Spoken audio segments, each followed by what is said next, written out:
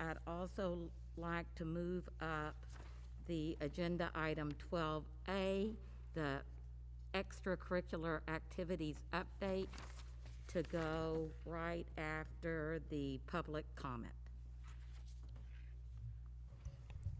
Okay, so we have a variety of staff here this evening, so we're moving that up so that we can get them in and out of here. Well, you're welcome to stay, of course, but if you don't want to, we'll get you in and out quicker in the meeting by moving you up in the agenda. Okay, so we'll move on to good news and recognition, and we will start with the report from our student representative, Liam. Okay, thank you. So the seniors took the SAT today at Freeport High School, and we will have another opportunity to do so on October 14th. The school board representative election is this Friday. Yeah, I thought I'd quickly talk about a few of the clubs that are kind of getting started again with this new school year. So Latin Club has been meeting Thursdays and is essentially a synchronous club, which means that I mean, if that makes sense, people that are at home can come in for the club and people who are in school. And essentially how we do it is we have sometimes 2 monitors, sometimes 2 cameras, so that we can see the people in the class, the advisor of the club, so we can all participate. The Clarion, Freeport High School's premier art and literary publication, is doing the same. They're meeting this Friday for the first time this school year. National Honor Society had their first meeting this last Monday. And the Interact Club is also meeting this Friday. So the class of 2021 and the girls field hockey team had a fall fundraiser selling mums from Esterbrook's last week. I mentioned this last time, so due to restrictions this year, there won't be a musical. However, there will be a fall play, Antigone. Hopefully I called it the correct name or pronounced it correctly. The performance dates are currently planned to be on October 23rd, 24th, and 25th. And there will hopefully be 5 total showings. So there are fitness classes available at Ella Bean Discovery Park with strong bodies that are free for all teachers and students who want to improve their strength, power, and speed while focusing on techniques to prevent injury. And they are meeting, or these classes happen Mondays, Wednesdays, and Fridays from 3 to 4 p.m. And they're free for teachers and students, as I mentioned, but registration is required due to capacity limitations. So there are actually a few things with athletics I wanted to mention. So varsity golf played against Poland on Monday and won. Varsity cross-country girls have their first meet this Saturday against Maine Coast Waldorf. And the boys have their first meet this Friday, also against Maine Coast Waldorf. The varsity girls soccer team scrimmaged Mount Ararat on September 19th, and they won 4-0. And the varsity boys soccer team scrimmaged Gorham High School on September 21st. They lost, but I talked to a few of them, and they're super hopeful for the season, and yeah, can't wait for it. So that's all I have right now. Thank you, Liam. It's great to have an actual update of goings-on in the school, so thank you so much for that. And now we will move on to good news from Moore Street School. Julie Nickerson.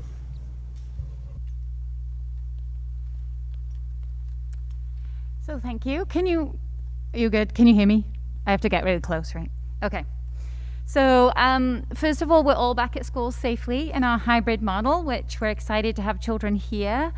So nice. I have a couple of children who could be poster children for advertising Moore Street. You know, Mrs. Nickerson, we're so excited to be back. So that, makes it all the hard work worth it, because students are back, they're happy, they're engaged, they're connecting with their peers. Our systems are working well, and we're starting to become more efficient. If anyone has been here at arrival or dismissal, there are a lot of cars to move and children to keep safe, but we're doing it, and I think we're down to 20 minutes. We started at 40, so we're doing great. I'm thankful for good weather, that we have yet to have an inclement weather day, which has meant, I know, here we go, tomorrow, right? Which has meant that life has been able to be a lot easier. We've been able to be free and outside, and those dismissal and arrival procedures involve us being outside for extended periods of time, so those things have gone well. And when I was thinking about what good news I really wanted to share with you tonight, it got me thinking about most learning comes from tough situations, and I think back to March and how much learning we've done since then, and so I was really wanting to celebrate the things that have gone really well, the things that we never would have done if we weren't forced into this situation, and the things we would keep because of it. And so I thought about it in 3 areas: that the sense of community that has been strengthened or has been exaggerated because of the situation that we're in, our opportunities to be outside and how they've increased, and then the work that actually our staff were able to do, particularly in the spring, and how we've really grown in our practices of just professional work that we do in our professional learning communities.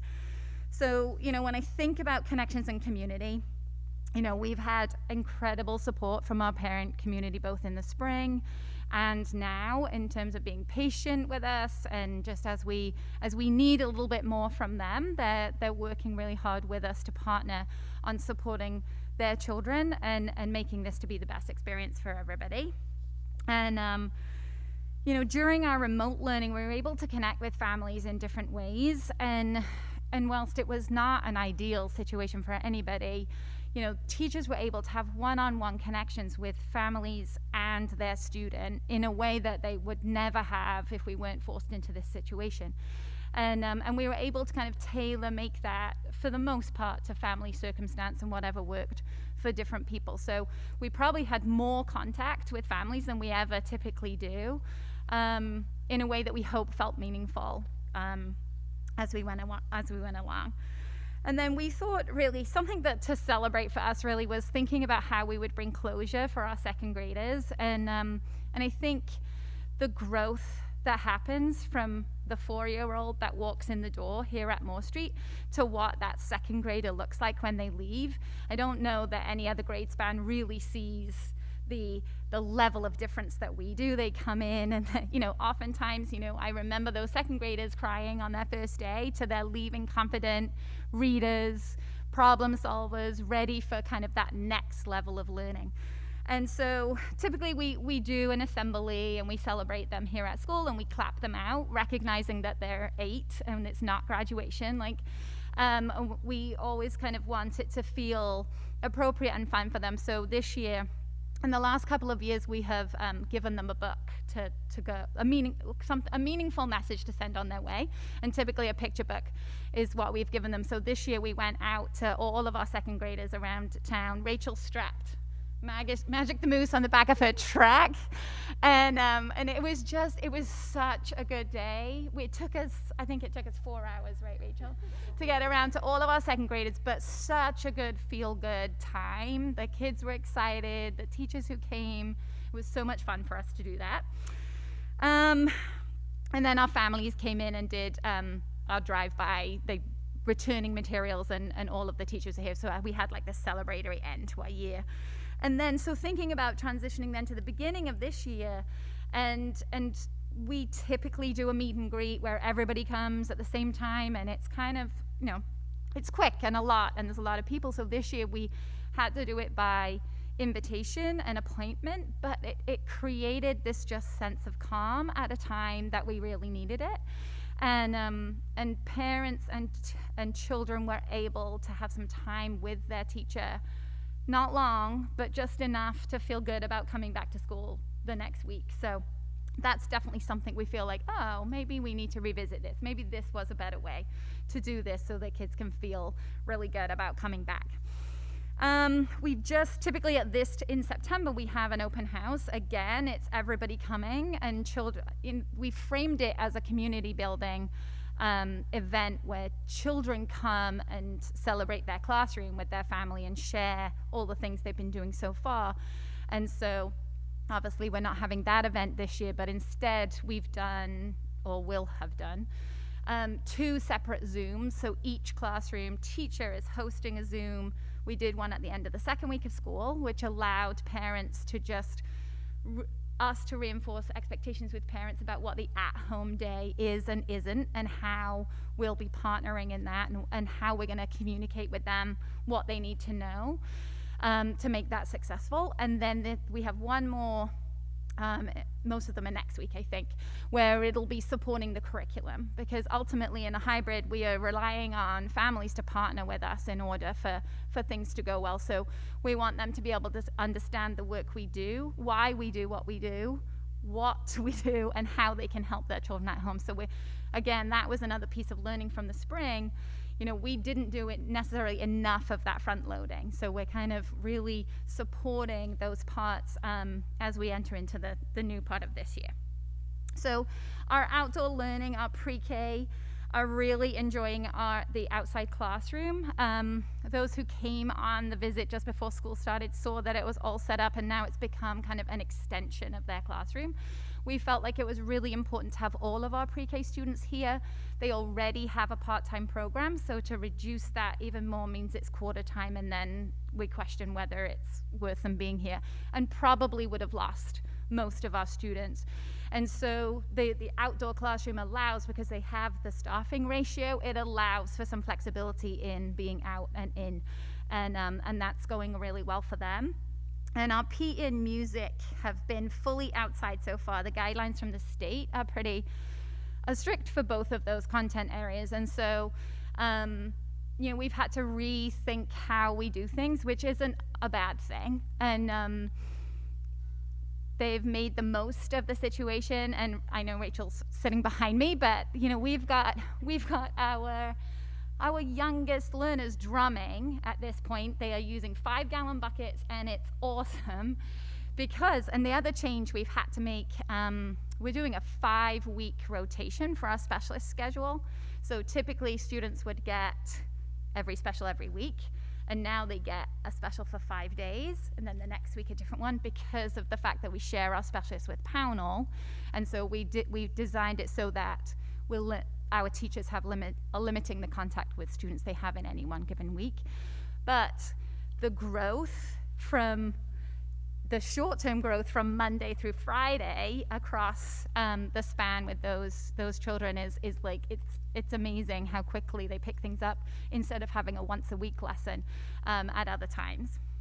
So a couple of years ago, we did do a half-day professional learning workshop on outside learning and the benefits of it. And we know the research supports social-emotional behavior and intellectual development by being outside, and not always, you know, having a science project and watching something grow, but just doing your writing lesson outside enhances those things. So, you know, this has really pushed us, or allowed us, the opportunity to really embrace that, you know, revisit some of that learning and be outside a little more for different things that typically we would be inside, because it's just quicker and easier and more efficient to kind of keep rolling. And now, you know, based on these circumstances, it's appealing to be way more appealing to be outside. The students can take a mask break, and so those opportunities have grown.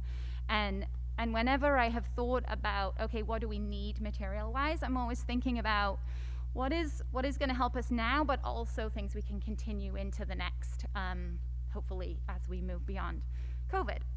So the one other thing I want to recognize during our time out of school in the spring was our PLC work. So for those of you who've been on the board for a long time, you know that we're an affiliate district with Teachers College, and our staff developers come and work with us. And so our first, I think it was our last visit from them, happened to be right when school closed in March.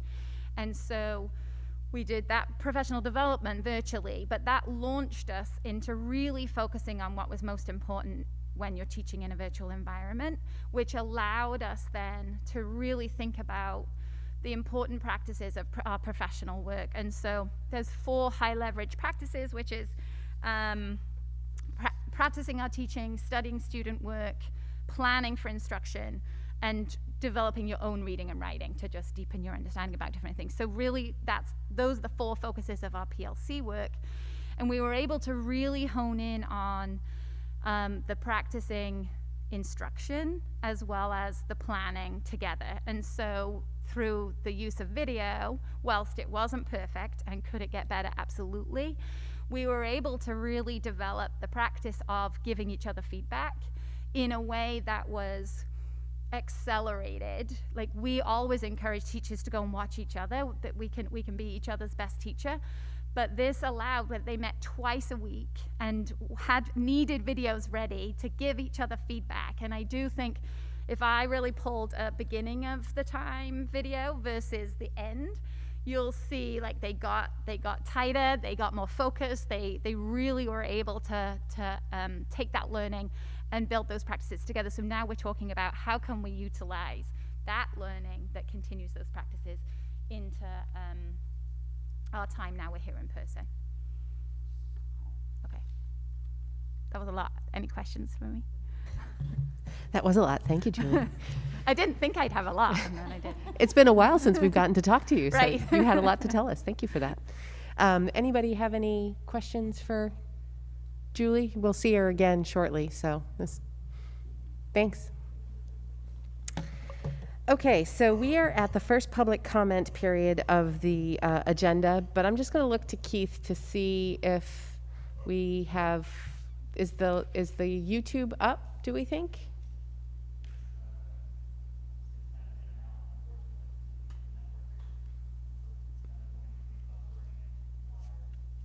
Okay.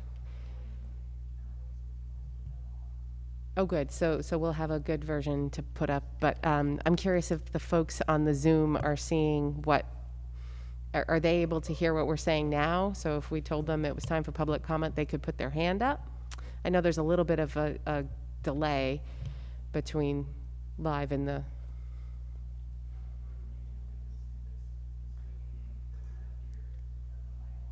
Okay, so they can hear it through the Zoom too. Okay, perfect. Yes. Yeah, she's got it up and running on hers. Okay, good. Michelle? So yes. I have received a text that the Zoom is the audio is not working, Oh, that there are some problems on the Zoom. on the Zoom not side on the as well. YouTube.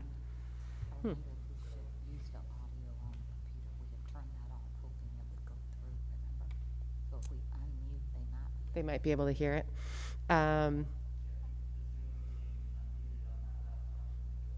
They'll at least hear what we're hearing in the speakers. Okay, so let's do that. Maura is the keeper of the Zoom this evening. So in our goal to encourage as much public comment as possible, we have folks, if we have members of the public here in person, we'd invite you to come up to the microphone, and if you are attending via the Zoom, after the in-person folks, if you could put your, well, you can put your hand up now, on your Zoom link in the participants, there should be a raise hand option, just like we were using when we were fully virtual on these meetings. And then we will find the best way so that we can hear exactly what those public comments are via Zoom.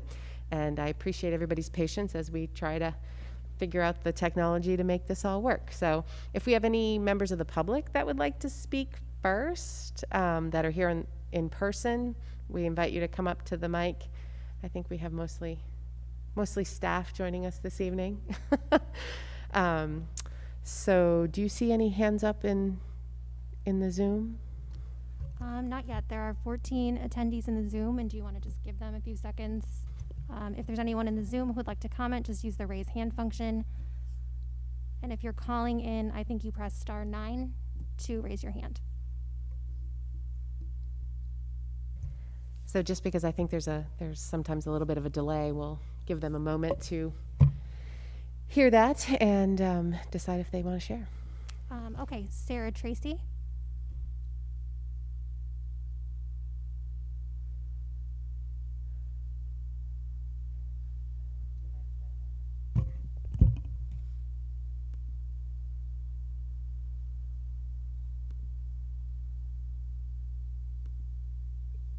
Hi, can you hear me? We can. Okay. Good evening.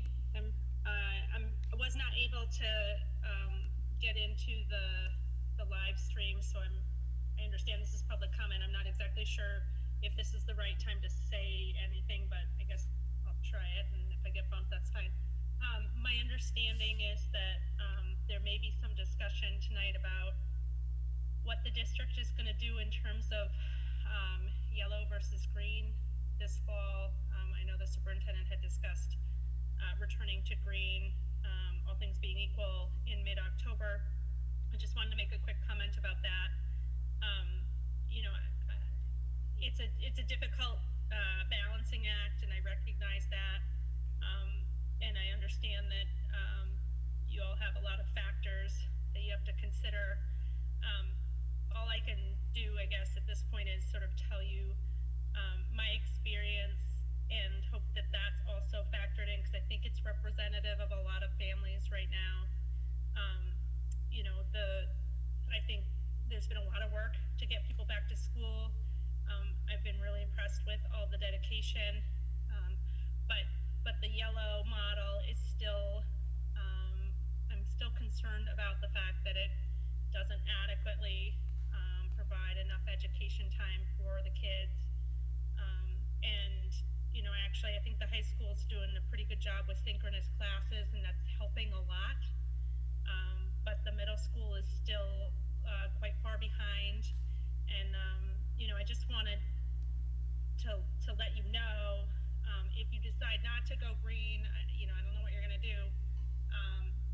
But I would really encourage the board to focus on the educational, sort of the volume of education, the educational quality that's being provided when the kids are at home. And, you know, I've got a middle schooler, and she's done in 2 hours, and she wants to go down to the track and hang out with her friends. And, you know, it's not because she's not doing her assignments, she's doing them all. It's not because she's doing them lightly, she's working on them, but it's just not the same as being in school.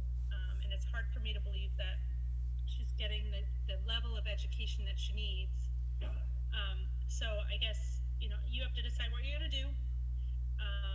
And you know, we trust you, but if you decide to stay yellow, I guess I would really, really, really strongly encourage you to focus on synchronous learning, because that, particularly in the middle school, because that is really the only way when the kids are at home, in my belief, to keep them engaged and to keep them studying for the majority of the day, which is not happening now. So thank you, appreciate you listening, and I don't envy your position.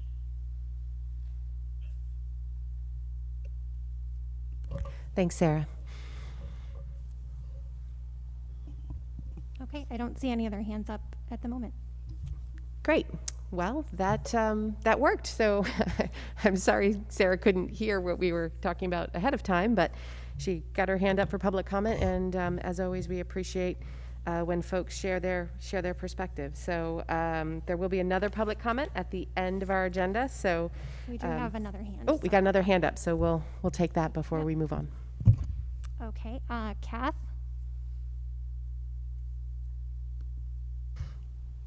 And if folks, just because we do record who were the speakers, if you could just tell us your first and last name and the town you're from. Okay, unfortunately, Zoom is giving me an error saying that Kath is using an older version of Zoom, so I'm not sure what we do to get around that technical challenge. Any Zoom experts that have advice for Cap? Kath could try to call in as well, if that's... Yes, so she could call the number on the Zoom, and then her number would come up, and she could raise her hand with *9, so we'd know it's hers.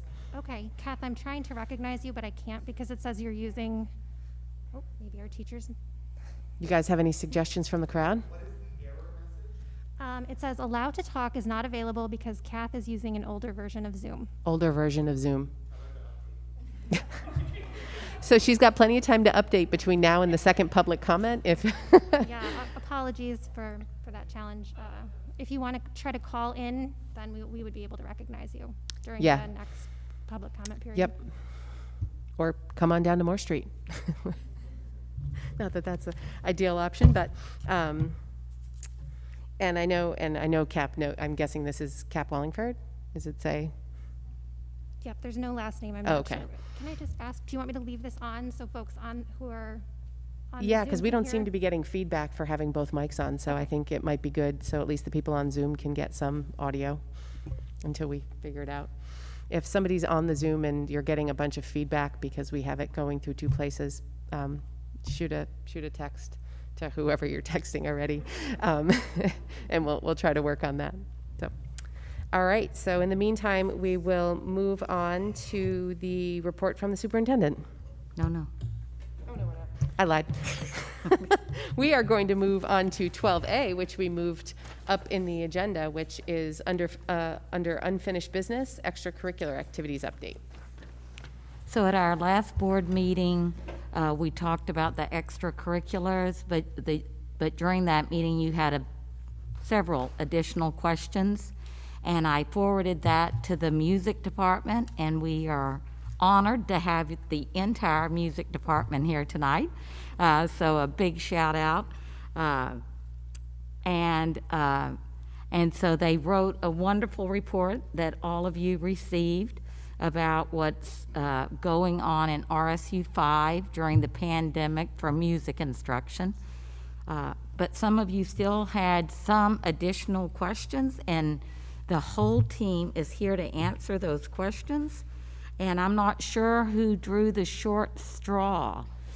We have Jill Palmer, Nate Menefield, Rachel Doman, Ben Potvin, Aaron York, Sean McKeown, and Allie Edwards here tonight with us. And so did one of you get the short straw to start off and talk about, one of the questions I know was about what are we going to do about the kids who have kind of dropped out of chorus and band, and what are we going to do to try to bring them back at some point? All right, so hi, I'm Allie Edwards. I teach, a little closer. I'm Allie Edwards. I teach general music and band and chorus at Pownell, and middle school band and chorus and beginning band at Durham. We got a couple more questions added, and so we wrote up a little response. So the question was, what can we do about the significant loss of participation in band and chorus? Can we devote some PLD time for music teachers to collaborate on this? And is there any direction guidance from the state or national level? So I'll speak to the first two questions. This is an area which weighs heavily on all of us in the RSU5 music department. And we've been meeting weekly this entire summer to come up with solutions. While losing students during this pandemic has been challenging, our focus remains on our students who are with us for high quality instruction, who are continuing to play and sing.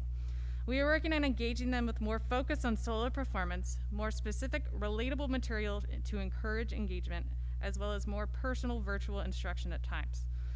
When we are able to return to ensemble performing, our goal will be to reach out to our students who have taken a step back.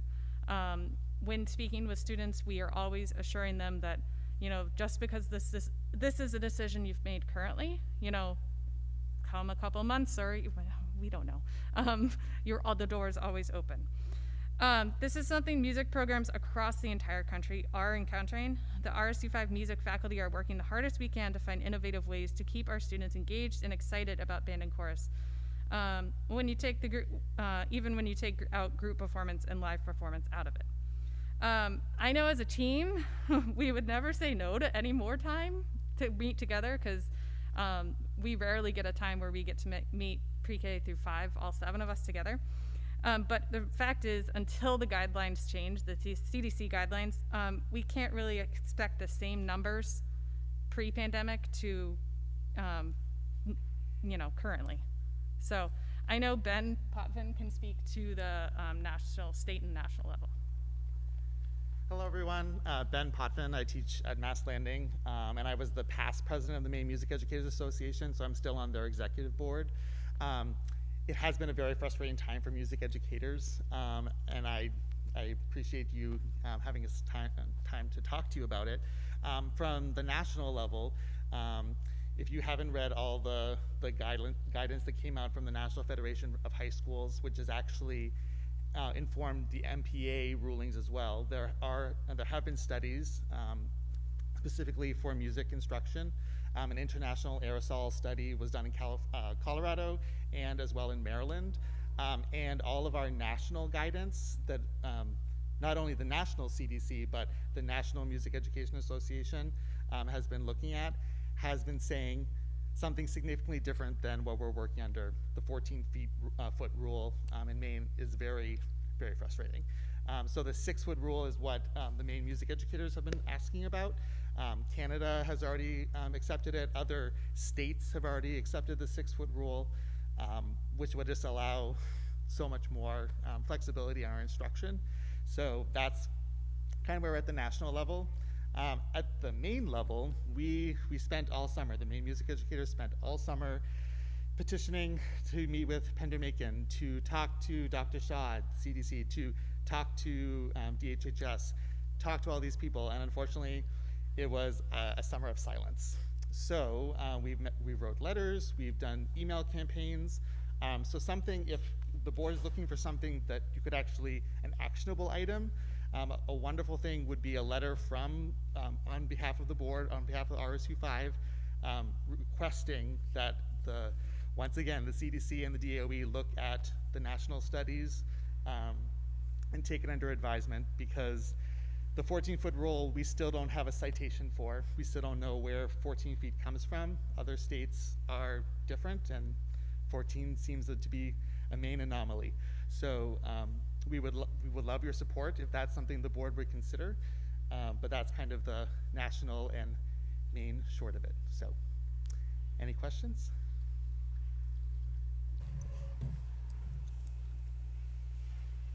Maddie. I want to thank you all for working together all summer. That's impressive, and really grateful that that's happening. I don't know that it's a question for you, but I mean, we talked about this a little bit at our last meeting. I guess I didn't know that that was an anomaly, that Maine was the only state. But we do see that discrepancy in the MPA guidelines for sport versus the guidelines for PE classes and for music. That's a frustration, and I fear that, you know, the loss of numbers is something that we're not going to recover from. You know, our colleges will see that. You know, the kids will be leaving the arts, and that's a real frustration. I don't know when the appropriate place is to do this, but I would love for us to consider as a board advocating. For me as a parent, it's a frustration that we don't have more arts parents who are as vociferous as sport parents are. I guess it falls to us, and I'd be in favor of writing a letter.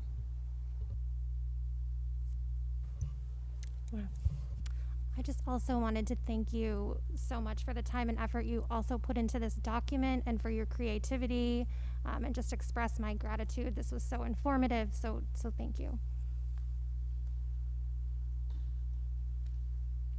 There were 2 more questions on that we were sent, and I just wanted to address. So the next one was, what are the steps being taken to reach out to students who have dropped out of either band or chorus? And any other friends can speak up. But feedback from students as to why they've chosen not to continue has mostly been related to not being able to perform their instrument or their voice as an ensemble. That's the part that I know we all miss tremendously. Most students, even with encouragement, song, you know, dancing, anything I can to encourage them, have chosen not to, but are willing to possibly return when we are able to meet as an ensemble. As teachers, we are checking in with these students, but right now, you know, we've taken note of who is not continuing anymore, but we are still focusing on our students who are continuing to give them the best possible instruction, obviously we can. And then the last question was number 10. There seems to be conflicting information about singing outside. Some teachers in schools have said they will be singing outside, while others have mentioned singing outside constrained voices. I'd like to have more clarification on this. So, overall, singing can be done outside, masked and spaced 14 feet apart. For younger voices, especially pre-K, K, 14 feet is enormous, and their little voices is challenging. So for smaller groups in some schools, getting outside is a possibility. with larger groups and those large young, large groups, young bodies, it's a real challenge to go outside and be heard. For Rachel and Nate and Sean, here with the traffic noise, having their voices heard is a real big challenge. Due to proximity to traffic noise and sheer space, this will vary to school. In Pownell, I had a class of 6 students and I have an outside door, so I was able to step right outside, spread it out, let's sing, all right, we're gonna step back in. So it depends per school. At Moore Street, do you wanna speak, Rachel, to what you wrote? I have it there, if you'd like. Okay. So for Moore Street, I talk to the students a lot about how we have our indoor space and our outdoor space. And for the outdoor space, for singing, I tell them that you have the opportunity to sing. I do not want them to shout because that's not proper technique of singing. And so I've really tried to talk to them about how to sing so you're hearing yourself. Now, that's not real ensemble teaching, but that's what we have been given for guidelines. And so we're doing our best within the guidelines to keep all of our students safe in the best way that we can. And it is really difficult with traffic noise and everything, but I was able to get myself a microphone that's really helpful so that I can be a little louder and they can hear me a little bit better. And hopefully my vocal production, they will try to do the same for themselves. So it's an opportunity to sing, because my little ones in the classroom, when we're 3 feet apart, as soon as I put a song on, the first thing they want to do is sing. And I want them to. It's hard to say, wait for our singing spot, and we go outside and then we can sing, but you can't even hear if they're singing or not singing. But at this time, it's what we are able to offer, and I do think that it is important that I at least offer that for our students.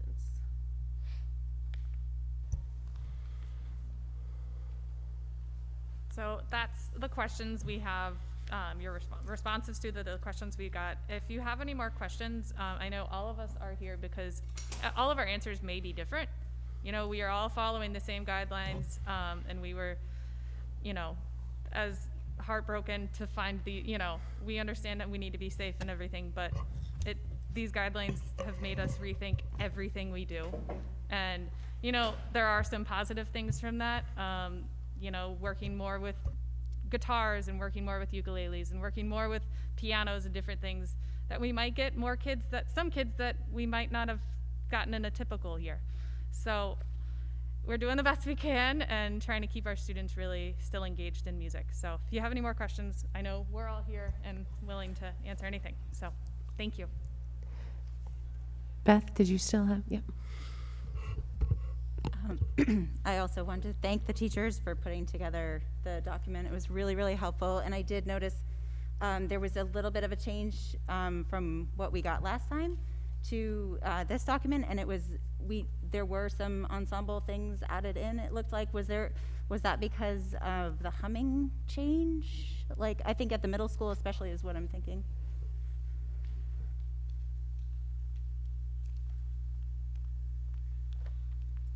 So certainly there have been changes for chorus. They are able to hum inside, masked, 14 feet apart.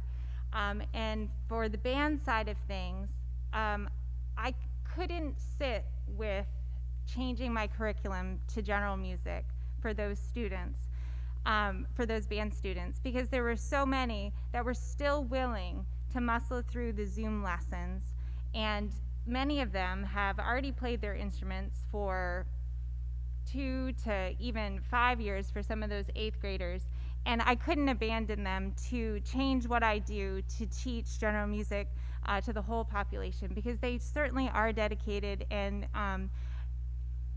a Zoom lesson for these young musicians is such a challenge. They enjoy playing together. They enjoy playing with leadership, playing with their teacher when they struggle through something. And via Zoom, you're not afforded that luxury. They always have to play by themselves. And for some students, They don't want to play in front of others. They don't want to play in front of their peers, and some of them aren't even comfortable playing in front of their teacher. They enjoy the comfort of being in a group. So that's why I made that change. And also, I want to encourage you to think of music as curricular, because it certainly is. It's graded, and the teachers that I work with in the RSU are some of the best in Maine and really give thought and so much effort toward their curriculum. And I feel so proud to be part of a group of educators. So please, it's not extracurricular, it is curricular.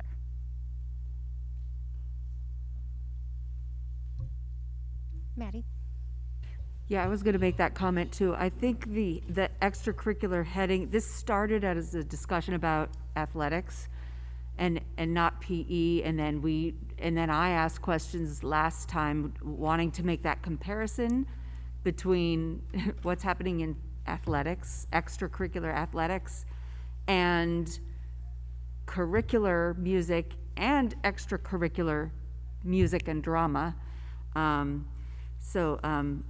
I'm hoping, I think that was just an oversight, but thank you for making that distinction, because we should all, as school board members, think of music as curricular. I'm right with you on that.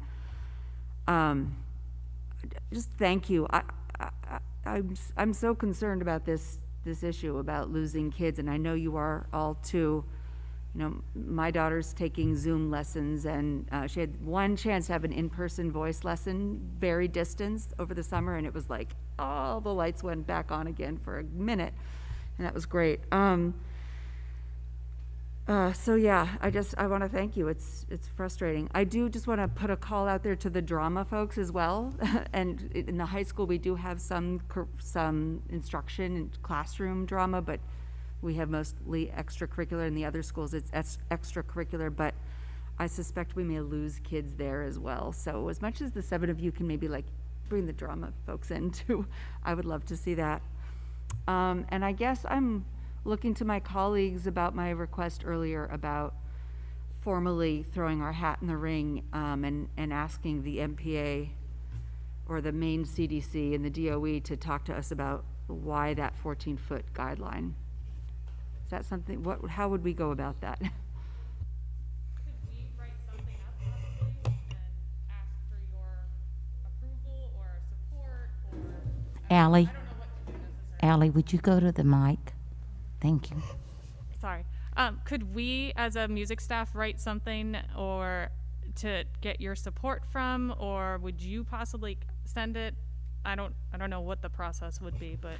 I think if you started and gave them some talking points, then they could like revise the letter and send it from the board if you feel as a group that would be more powerful. And I think it was Ben who said that you guys have been advocating all summer and you feel like it's kind of been crickets. And so I think that would be helpful. And maybe the strategic communications wants to take that on, the board members from the strategic communications, that would be appropriate. Whatever you need from our support, we'd be happy to, give you talking points or give you, something. Yeah, I mean, I think it would certainly be helpful to have you guys involved, because we want to make sure that we're conveying the right message. I mean, I think we all understand the general message, but, and then we would, as a board, similar to the resolutions for MSBA, we'd all, not all agree, but the majority would agree that this is something that we want to send forward. And so, yeah, I think we would definitely want you guys involved in that crafting of the letter. Jen? Possibly it would be helpful to have whatever communication you've already sent, so they could have that as kind of where you guys were going with everything. It's often helpful to be like, hey, see the 7 things attached we've already sent you? Here's an 8th, and we're counting. Valley. Thank you. And also, if you can put any references to what other guidelines are being used nationwide with links so we can refer to them, that would be super helpful. Thank you. Susanna. Yeah, I just wanted to thank you for your comments and your efforts this summer and now. And if the Strategic Communications Committee takes us on, we have a meeting next Friday, do we? So I don't know whether it's, if next Friday in the morning, I think, is our meeting. So maybe I don't know if you can get material within a week and a half. We'll have to talk as a group. Okay. And figure out what, but I don't want to promise something that we don't, Oh, well then. You got it already. I was going to say, based on how quickly you pulled this together, right. I think you guys could probably have it by this Friday. I don't know. You guys are superstars out there. No, So this is quite impressive. So thank you very much. I don't know if you have any other questions, but I just wanted to also thank the board because I spent the entire summer fighting for just access to music education on behalf of schools and teachers and students all over Maine. There are many school districts right now where the music teacher is not teaching their students. So thank you for preserving our access to music education. It's vitally important, so thank you. And I have one more thing from a general music standpoint. Jill, Rachel, and myself, and Ben, the four of us have created kits that every student has. We were able to get financial support. That every student has, a variety of things in a bag that we have in the classroom, that when they come to music class, they have their bag and they're only using their materials in order to stay safe. So we made a lot of kits between the four of us with all of our K through 5 students. But we were very appreciative to have that financial support in order to make those. So. Great. Thank you, guys. Okay. Now we're moving on to 8, report from the superintendent. Okay, and I just want to thank the music department again for your dedication. It truly is exemplary, and our kids are really lucky to have all of you. And you're welcome to stay for this just super exciting board meeting, or this would be the time if you want to leave, you're welcome to leave.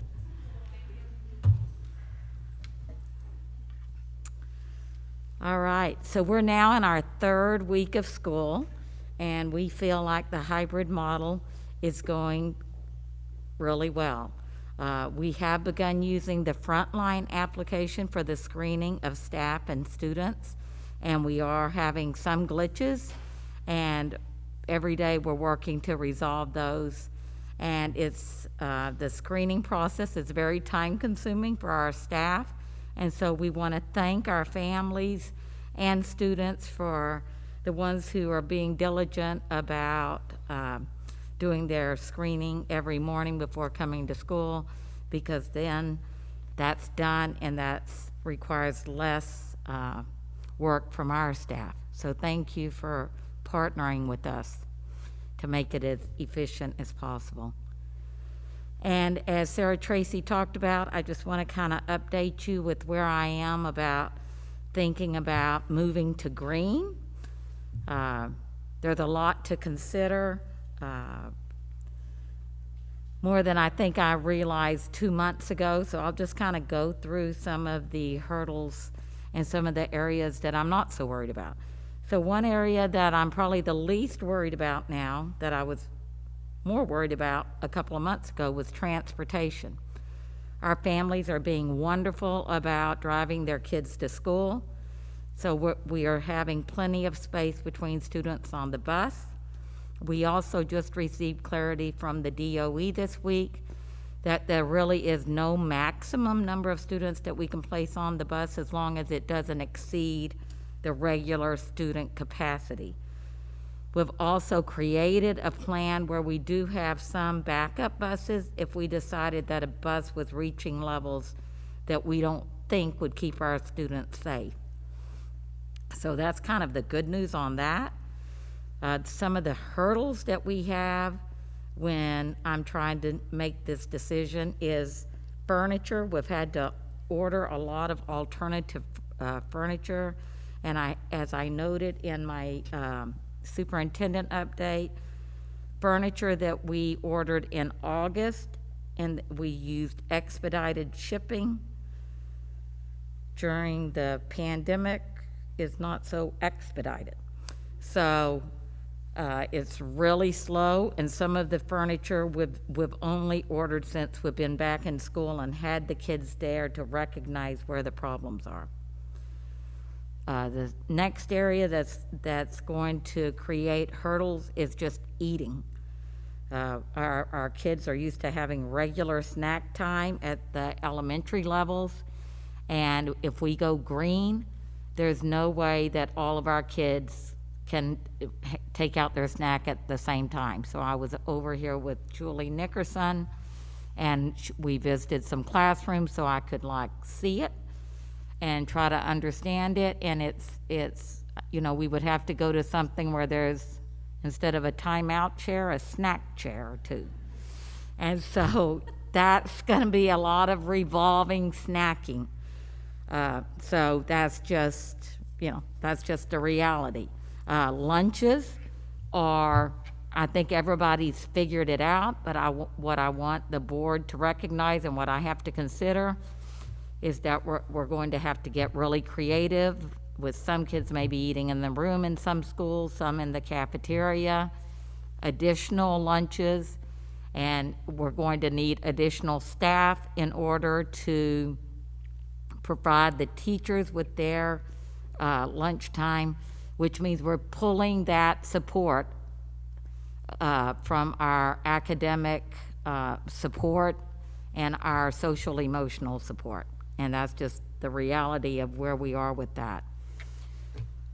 I think one of our big concerns is around instruction. At the lower levels, there's a lot of morning meetings, there's a lot of instruction on the rugs. We're not going to be able to do that because we can't get the adequate spacing in there, and we need to get more tables in or more desk in, and so we need that space that the rug's on.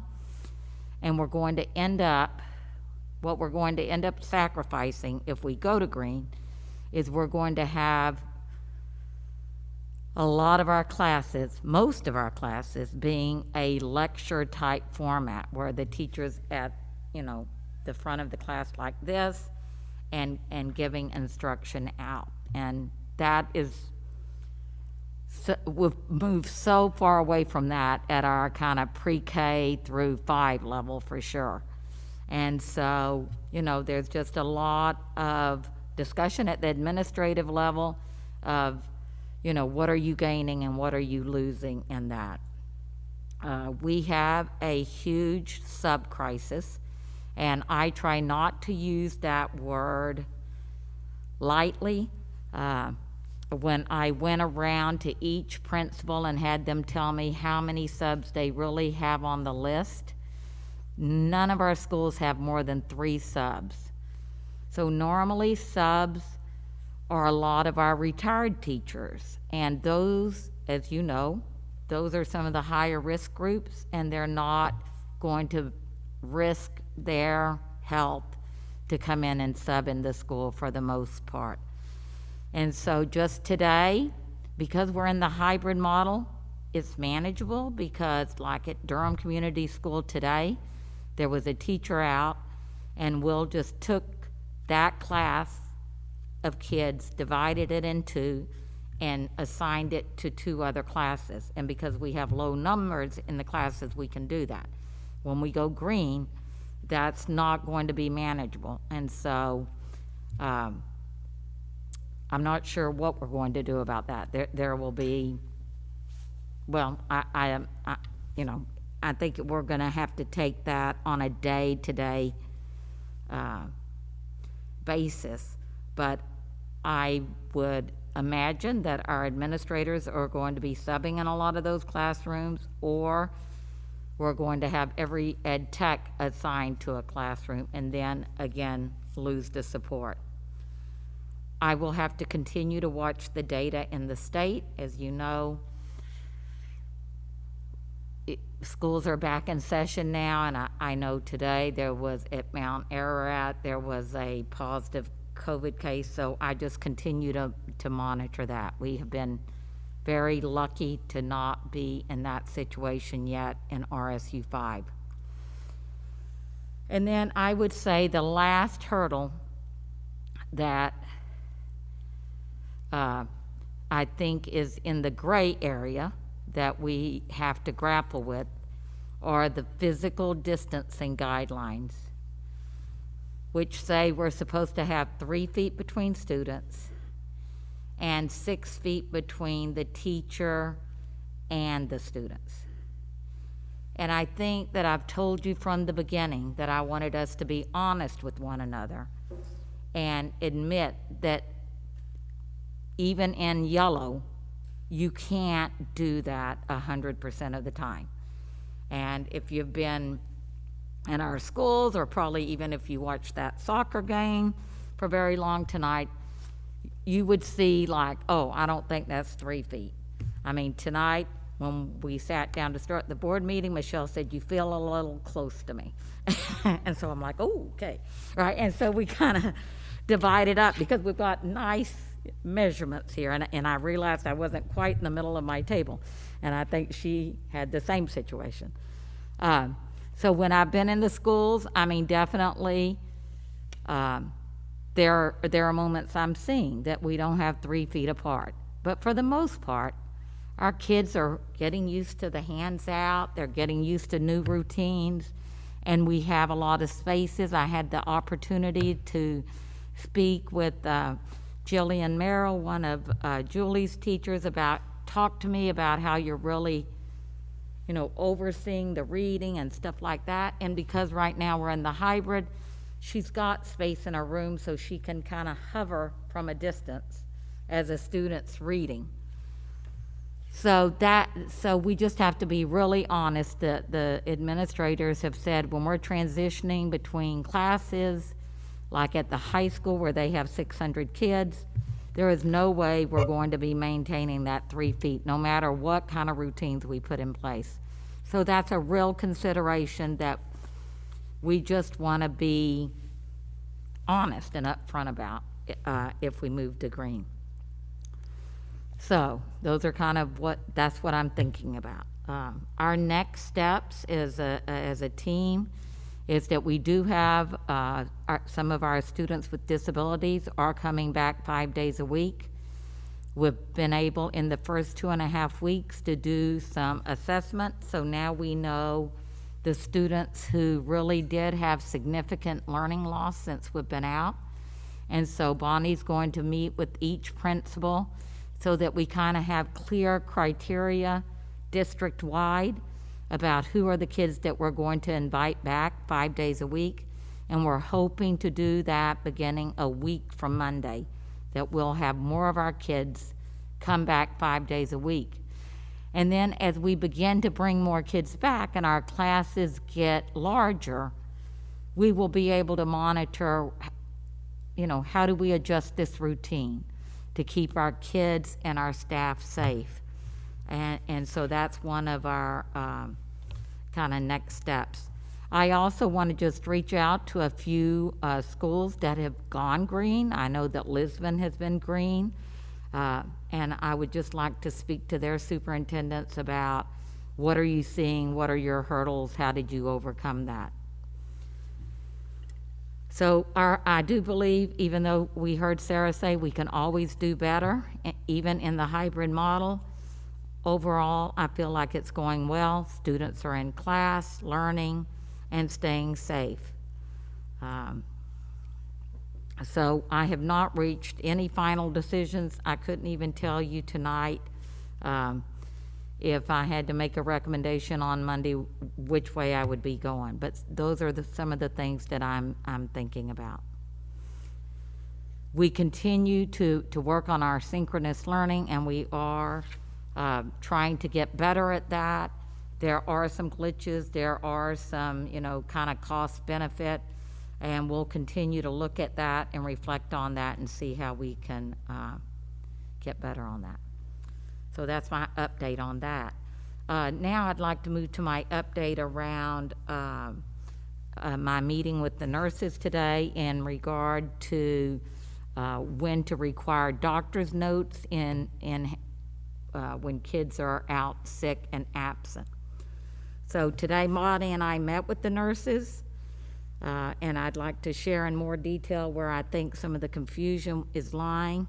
And it really is around that piece of when do we want to require a doctor's note. And as you know, there are multiple organizations out there, and I think you heard the music people talk about all of the people that are weighing in on music instruction. When it comes to doctor's notes, we have the Maine American Academy of Pediatrics, we have the DOE, we have the CDC, we have the MSMA, we have the MSBA, and the list kind of goes on. And so we follow the directives from the DOE and use the other information that we receive from groups as guidance and take that advice under consideration when making our decisions and setting policy and procedures, regardless of what the topic is. The DOE directive around doctor's notes has not changed. It is left up to the local districts to decide when they are going to require a doctor's note. And we always follow the directives of the DOE. Today's discussion at our meeting involved each nurse sharing out her perspective on situations where they feel a medical note should be required. I also shared with them the data from our neighboring districts that are a part of our cohort. And as you know from the data that I shared, because I also shared that with you, districts are not in alignment of when to require the doctor's notes. We were not able to finish our meeting today in the time allotted, so we're going to meet again tomorrow. And hopefully we can reach agreement of when we're going to require the doctor's notes for returning to school. But if for any reason we can't come to a consensus around that, then this will be an agenda item at the next board meeting for the board to weigh in on. And in the interim, I think it's important to send out the student handbook in the next couple of days so that we can get that into the hands of parents and students, because there's a lot of information in there additionally. And so whatever we decide about doctor's notes, we agreed, I think, today that we really need a separate communication that's very clear around that. And we have some neighboring districts that have that. Liam did a great job with the sports update. I'm not sure you reported out on the field hockey, did you? I did not. I couldn't find. I heard from Ms. Curry today that they had a game, but Yes. I couldn't find any scores or anything about it. Well, I think we won that one 4-2, right, Craig? Yeah, so we were victorious today, so that's some good news. But he reported out on every other sport that I was going to report out on. So it is exciting to see our kids back out there and enjoying sports, and I was enjoying watching the kids on the field when I got here tonight. In your package, you have the resignations and the hires that were made over the summer. Also in your packet is the school enrollment data, and as you can see, our enrollment is on the decline. As of today, the information you have in your packet is not accurate, and we're now down to 1,947. This is down 113 students from where I projected back in January. And of course, I believe that 95% of that is due to the pandemic. We continue to have staffing shortages.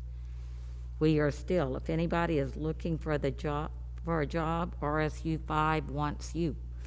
But we have 3 kitchen assistant openings, 2 lunch monitors, 3 bus drivers, custodian, math coach, the PLC coach at the high school. We're going to re-advertise as a specific tech position to help them out with that, and we're going to just go, it would be a 1-year position to help us through this year. We still have an ed tech position at Moore Street and one at Mass Landing.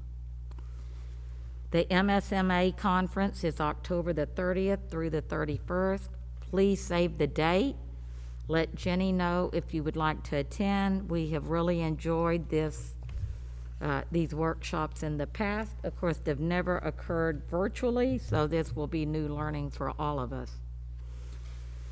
And I want to conclude my report tonight with a note of gratitude to our staff in RSU5. Our hybrid system is not perfect, but I want you to know that the administrative team, our custodians, maintenance, nutrition staff, teachers, support staff have worked throughout the summer, many of them without a vacation, to create a successful opening for school. And I think we have achieved that through the collective efforts of everyone. And I'm truly appreciative of the staff that I lead here in RSU5. Thank you. Do we have any questions for Becky? Vali? Yeah, Becky, thank you so much for that report. Very detailed and very informative. I wanted to follow up on your report on the return to green, just to share some anecdotal feedback that I'm receiving from parents. And I do want to express a lot of gratitude to the entire staff for all the effort that is happening, but I also want to highlight the difficulty that parents are still experiencing in the hybrid model. The kids are having a really hard time on days when they're home to find inspiration because everything is self-directed, and they lack the sense of community and the comforting and the debate and the discussion that they get in school. Parents are still struggling financially if they send their kids to daycare or if they hire tutors, or they just struggle at home trying to work and have the kids and help them out at the same time. I think the vast majority of people that I talk to have expressed that when the kids come home with their packets, they do require a lot of support and assistance from the adult at home. And as a result of it, there are a lot of learning pods popping up, and it concerns me that this exacerbates the inequities among the ones who can afford that and the ones who can't. So for those reasons, I really strongly encourage you to take every precaution necessary to keep the children safe, but try to bring them back. They really needed, the kids, the parents. It's super stressful for a lot of people out there. So to the extent of your ability, and I heard all the hurdles, and I feel for you and the staff because they're all very real, but maybe a little creativity, asking for community support with things like the furniture could go a long way. I think parents would be more than happy to stand in a desk if that's what's needed for their kids to be able to come back. So thank you for all the efforts, and thank you for all the creative thinking. And I thought it would be important for you to know, because I don't know how much contact you guys are having with families, but it's difficult and it's painful in some cases too. So thank you for allowing me to say that. I had a couple of comments about the symptoms, return to school after symptoms, but if we're going to talk about it next week, unless you arrive at consensus, then I'll save them for then. But good luck tomorrow, and I have every reason to believe that you guys will come up with a solution that works for everyone. Jen. I just wanted to comment on the fact that back when we were talking about coming back to school, there was a lot of talk about synchronous learning, and they were talking about piloting at the high school. And I just wanted to comment from, I have one in high school still, that it seems the synchronous learning is happening a lot more than I think anyone anticipated. And I think that that's fantastic. Heard a lot of good feedback, and I appreciate what Sarah Tracy was saying about then that filtering down to perhaps the middle school level. But I know that was something that a lot of people, I think, walked away from that meeting thinking it was just going to be a few classes here and there, but it really, I'm sure maybe Jen's going to talk about this tonight, but I think it's happening a lot more than anyone anticipated, and I think it's been really positive. Yeah, I'd echo that at the high school. I'm hearing positive feedback in my house as well. I'm not sure if it's as successful at the other schools, but really grateful to the teachers who jumped in to participate in that. Thank you for that update. I hear the stress in it, and we share that with you. and I know this has been a challenging conversation around this handbook. Thank you for doing that work with them and hearing their voices. I feel that we really need to be valuing our medical professionals very highly during this time. I believe in a couple years we'll look back on this time and sort of hopefully not regret, but we'll say, wow, there was a lot we didn't know. So they know more than any of us. So I appreciate you valuing their perspective. I understand to the limit of my understanding, but it sounds as though there is some effort being made at the DOE level to do away with those discrepancies between the different recommendations from different organizations. So hopefully there will be some clarity around that to assist you tomorrow. No, I don't think so. So I don't mind clarifying. I'll, to the best of my ability, I'll clarify that. There was there was clarity at the meeting yesterday about and I think a lot of you have seen it, the algorithm or the graphic from the MAAP.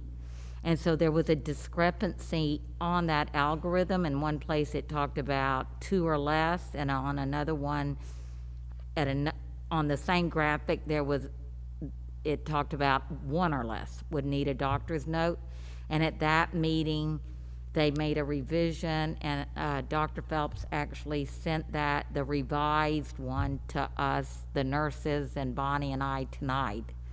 And so that has been revised to get rid of the discrepancy on there, and I think there was discussion, and they did all reach agreement that that you would not need a doctor's note if you had one of the less common symptoms that they had listed on that graphic.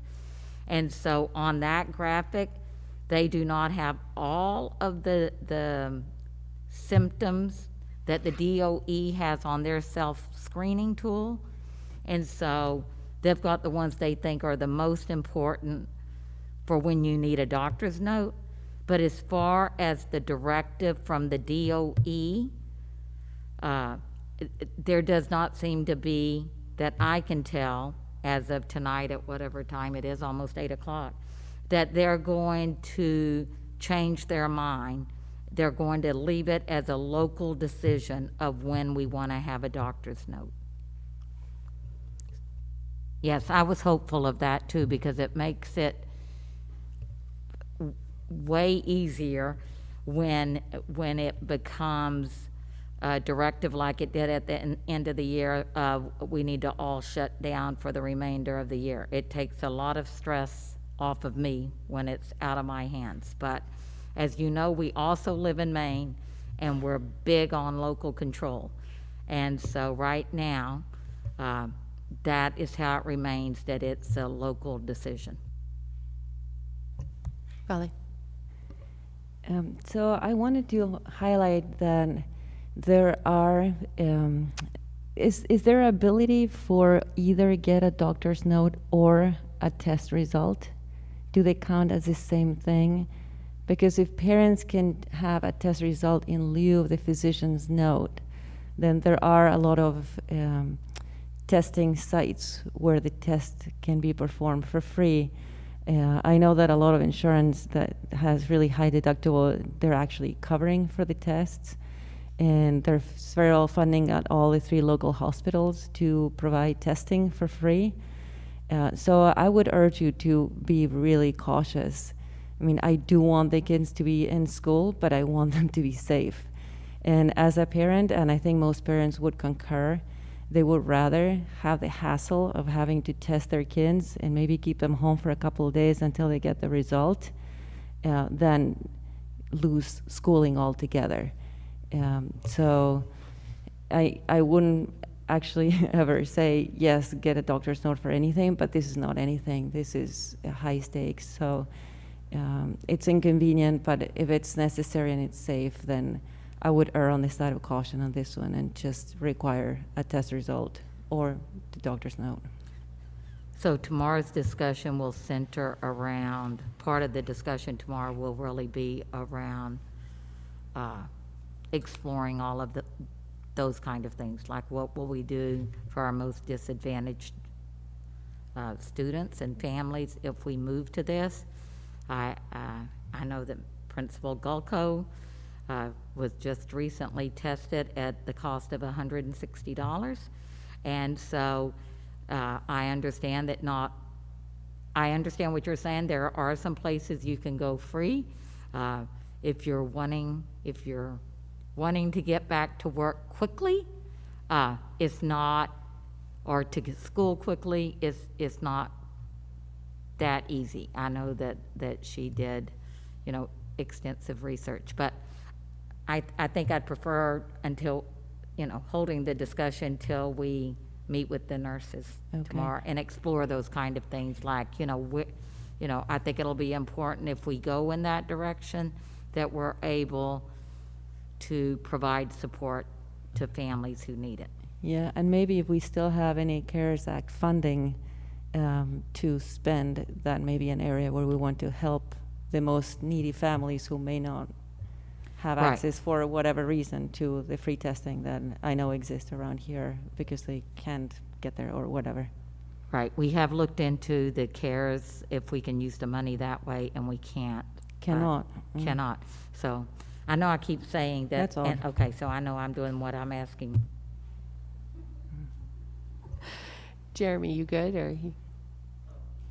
Just really briefly, first of all, thank you so much for that very detailed summary. It kind of reminded me of the old Donald Rumsfeld unknown unknowns quote. It's like things we couldn't have even possibly considered coming up. And I'm just wondering, Valley mentioned a little bit, could we send out a urgent request to parents to cover those lunch blocks? Because that sounds like it's a huge deal that the teachers have to eat too, and to be able to have the parents covering the lunch blocks for the cafeterias and things, would that be feasible? And if it can, I'll bet you we'd have a lot of parents willing to sign up so we can get the kids back closer to green. So I will tell you that Will's been doing that loud and frequently, and we've even offered to pay them, and we still need 2 lunch monitors at DCS. So for anybody who wants to do that, that would be great, and we could look at that too in other schools where we might need that.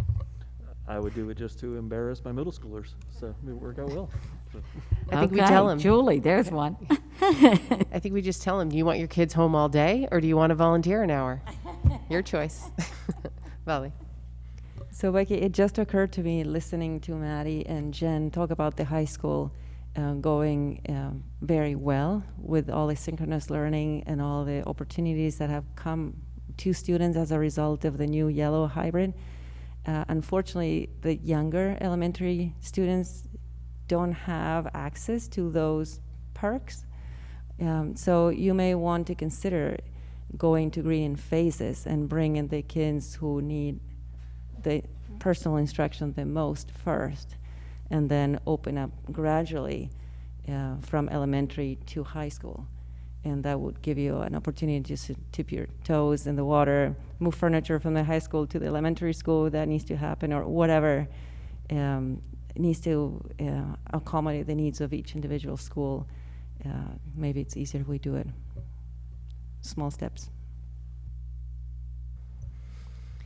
And I'll just throw out there that, the experience on the synchronous side in our household has been sort of mixed. Some have been very good, and some, and it almost seems like the platform they're using dictates that. There's one class where he said to me today, like, we haven't had one successful Zoom. Like, there hasn't been one. And I went in and listened, and the quality of the audio was not good. And I don't know if it was on our end. I don't know if it was on their end. All I know is I had a very frustrated student and what appeared to be a very frustrated teacher who didn't have participation like they wanted. So I do think there's probably still some tech work to work. I mean, we're seeing it right here in the board meeting, right? Like the YouTube is not up. We're not able to live stream because of the power of the network in this space. So you know, I'm super excited to see that so many teachers have been willing to take on that challenge, and that's fantastic. And, you know, we're never going to learn what bugs need to be worked out unless we do that work. So I'm thankful and grateful. But I do think, you know, it's better, but it's not a, you know, a full fix. So, Liam. Yes, I'll be a little repetitive here too, but I have about 3 or 4 classes that are synchronous, and so far I'd say 3 out of those 4 classes have gone extremely well. We really have deep discussions. We tend to kind of actually split up into smaller groups, so that not everyone's trying to speak at once, because that's difficult. You're going to be a lot shyer, I would say, on Zoom than you are in class. But yeah, we had a problem recently in one of the classes with the audio too, where it was a little bit quieter. And that's why I would just echo that, I guess. I think it works. I think it works very well. It keeps me kind of, where it keeps an interaction. You actually have to be there a certain time. You have to participate in the class, which I would argue gives a little bit of motivation itself. But yeah, the video and audio quality definitely contribute strongly to the amount of focus that I can show to a class, and I think a lot of people would agree with that. Thank you. Oh, so I got to look more farther left. I'm sorry, Susanna.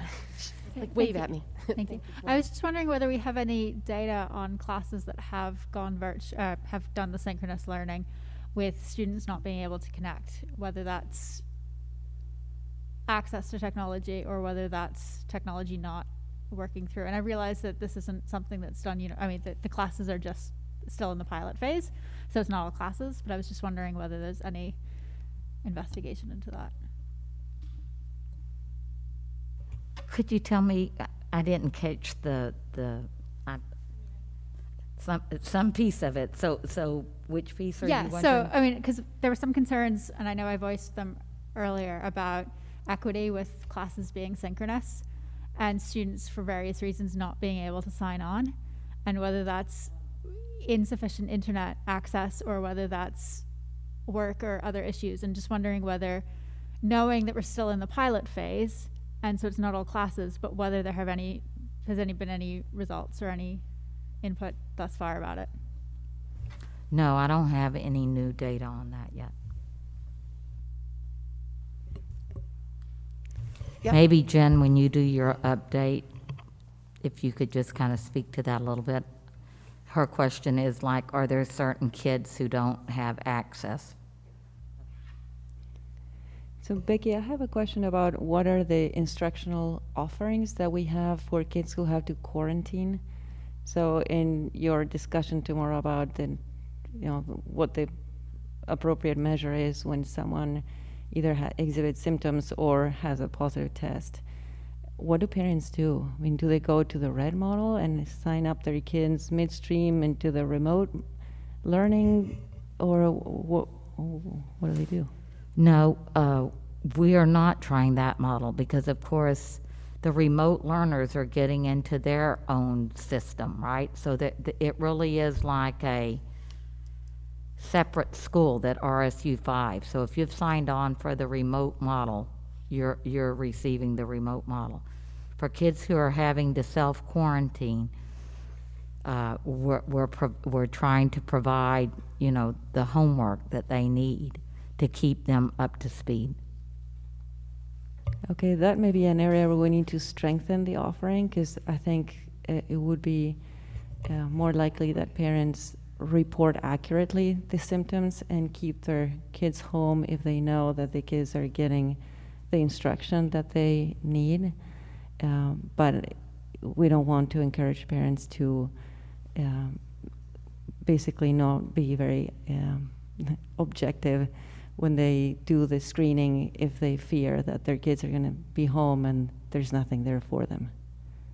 Well, I think there's things there for them. I think we're trying to, give them the information. I know this was happening at a school today, but I will tell you that we do not have the capacity to offer Well, as you heard me say, we don't even have our support positions filled because we just don't have the people. So in order for us to run like a remote learning for those kids that are in the hybrid model that might need support on the days they're self-quarantining, like synchronous learning, we don't have the capacity right now to pull that off. I don't know whether we might at some point, but we definitely don't have the capacity to, if that's what you're requesting. I'm hearing you say, if I have to self-quarantine, is there a way for me to sign in and be a part of the class? And currently, we don't have that in place. Yeah, or any other alternative program that's effective. I mean, what I see from Mass Landing, for example, is that the kids go there when they're in school, they receive all the lessons, and then they go home and they practice what they learned the day before. But if they can't go to school because they're quarantining, then they're given packets that they haven't received the instruction for. So in a way, they can't really move forward with their homework. So I think we need to give some thought to how we address that issue, because we don't want kids who have symptoms to go to school, because parents are concerned that they don't know how they're going to learn when they are at home for multiple days in a row. And I think it also gets to be an even larger issue when, if there's a positive case and we have to self-quarantine a whole class, or half a class, right? The A cohort or the B cohort of a class. Then we have, potentially 10 kids that are sort of left on their own with homework for 2 weeks. Okay, so that is different? Easier, okay. Right? Because the teacher's going to be home too, and so we would just go into remote. Potentially, right? Maybe not. At the high school, that probably gets a little trickier, but I feel like we've kind of thought that out to a degree. To me, I hear what Valley is saying, and if we can find the people, we have the CARES Act money that we could use for that. But right now, the people, that is a real issue. Because I think we could provide, there may be ways if it's an extended time where we could have an ed tech do like a tutoring. But to me, that's different than saying Johnny's now self-quarantining for 10 days and they're at a third grade level and we're expecting the third grade teacher to all of a sudden switch to synchronous learning. That's what I'm saying. We are so far from that, right? But definitely I think we have the capability to monitor the work, and if the child would need some tutoring, we could do some type of, we could probably do some type of support, and we will be kind of watching those kids. Right, and yeah, so that I'm clear, I wasn't proposing that we have synchronous schooling for the entire range, span of grades right away. But it would be good for parents to know, if you do need to quarantine, we will have a net tech who can tutor your kid. Just some assurance, so that we'll have accurate reporting. I was just thinking about that scenario you were talking about, and to me, maybe I'm not missing something, but if you don't have to quarantine if you test negative, is that correct, after you've been exposed? So No. that is not correct. That is not so correct. For example, and this is probably the most likely scenario we're going to get ourselves into. You test positive, and you have how many children? 2. So now both children have to quarantine with you. They have to self-quarantine whether they're testing negative today, because they're still living with you, right? And so they have to actually self-quarantine with you for more than 14 days, because you have to stop showing symptoms When your doctor tells you that you're out of isolation, those kids have been with you all that time, and now from the time you're out of isolation, I think it's 14 days that they have to self-quarantine, because they may not have it today, but they can catch it on day 12. Right. So but for a lot of our kids, they're going to be out, well, not a lot, but in that situation, it's very possible they'll be out for 24, 25 days. Okay, I guess I was thinking more along the lines of not like a parent testing positive, but like a teacher. So, or not even testing positive, but say there's a kid in the cohort that is positive. And so that means the teacher and all the kids in the cohort are the close thing. So if you're a close contact and you go and you get tested, You're still in, you're quarantining. Still quarantining no matter what. Okay. And it's 14 days from the last time you had contact with them.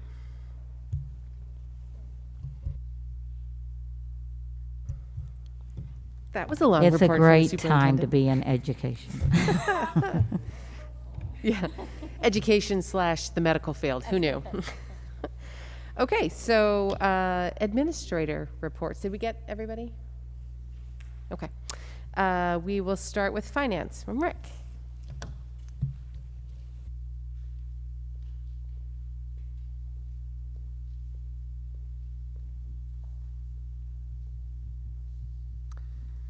One position you do not have open is Director of Finance and HR.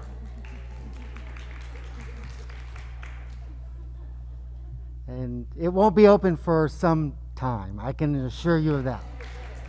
So let me just say that I'm very thrilled and excited. Honestly, I know I'm supposed to say that, but I really mean it. Madam Chair, I'm going to tell you something you already know, that you have a group of very talented building administrators and directors who are working very hard, as you can hear in this discussion, trying to figure out things as we try to get this airplane and keep it off the ground. And as tragic as this whole thing is, and it is tragic, it serves as a stark reminder about how essential and how important every employee in the district is to providing these educational services to our kids. And that bears repeating day after day after day. For us in finance, it's been a little bit of a whirlwind, but essentially falls into 3 areas what we've been concentrating on. The first thing is to make sure that the buildings are resourced, getting the things that they need to get the educational process under the COVID scenario up and going. That's been, again, a little bit of a problem, and Becky sort of alluded to it. The supply chain is a little bit wonky right now. Some things you can get, some things not so much. But I think we're in pretty good position with regard to the very, very essential things like cleaning materials, hand sanitizers, those types of things that keep the buildings clean and sanitized to the best of the custodian's abilities. The second thing that we've been working on is making sure that all of the employees know that they're aware of the benefits that they are entitled to under the CARES Act. There's been a lot of confusion about that. Again, you have gotten some of those questions about what about this and what about that. And some of the questions are specific to a particular individual, and we've been reaching out to make sure that that information gets out there. And I think that's gone very well for employees. It's gone very well for us. The third thing that I've been really working on is trying to learn everybody's name. Just like a teacher, they all know me, but I don't know any of them, so I'm really working hard at trying to understand and remember their names. But other than that, it's gone very well so far. Again, a very positive experience for me, and I'm looking forward to a very long relationship with this district. You have my report. It was in your package, and I'm standing by to answer any questions you might have. Any questions for Rick? We're going to go easy on him on his first meeting? Yes, we will go easy with him. I will. But I want to thank you for joining us. It's really nice to have someone who's so committed. Oh, thank you. I'm trying to, I see, when you don't see the mouth, when you're trying to, where is that coming from? We're all disembodied voices coming from the ceiling. Thank you. All right. Thank you, Rick. Thank you.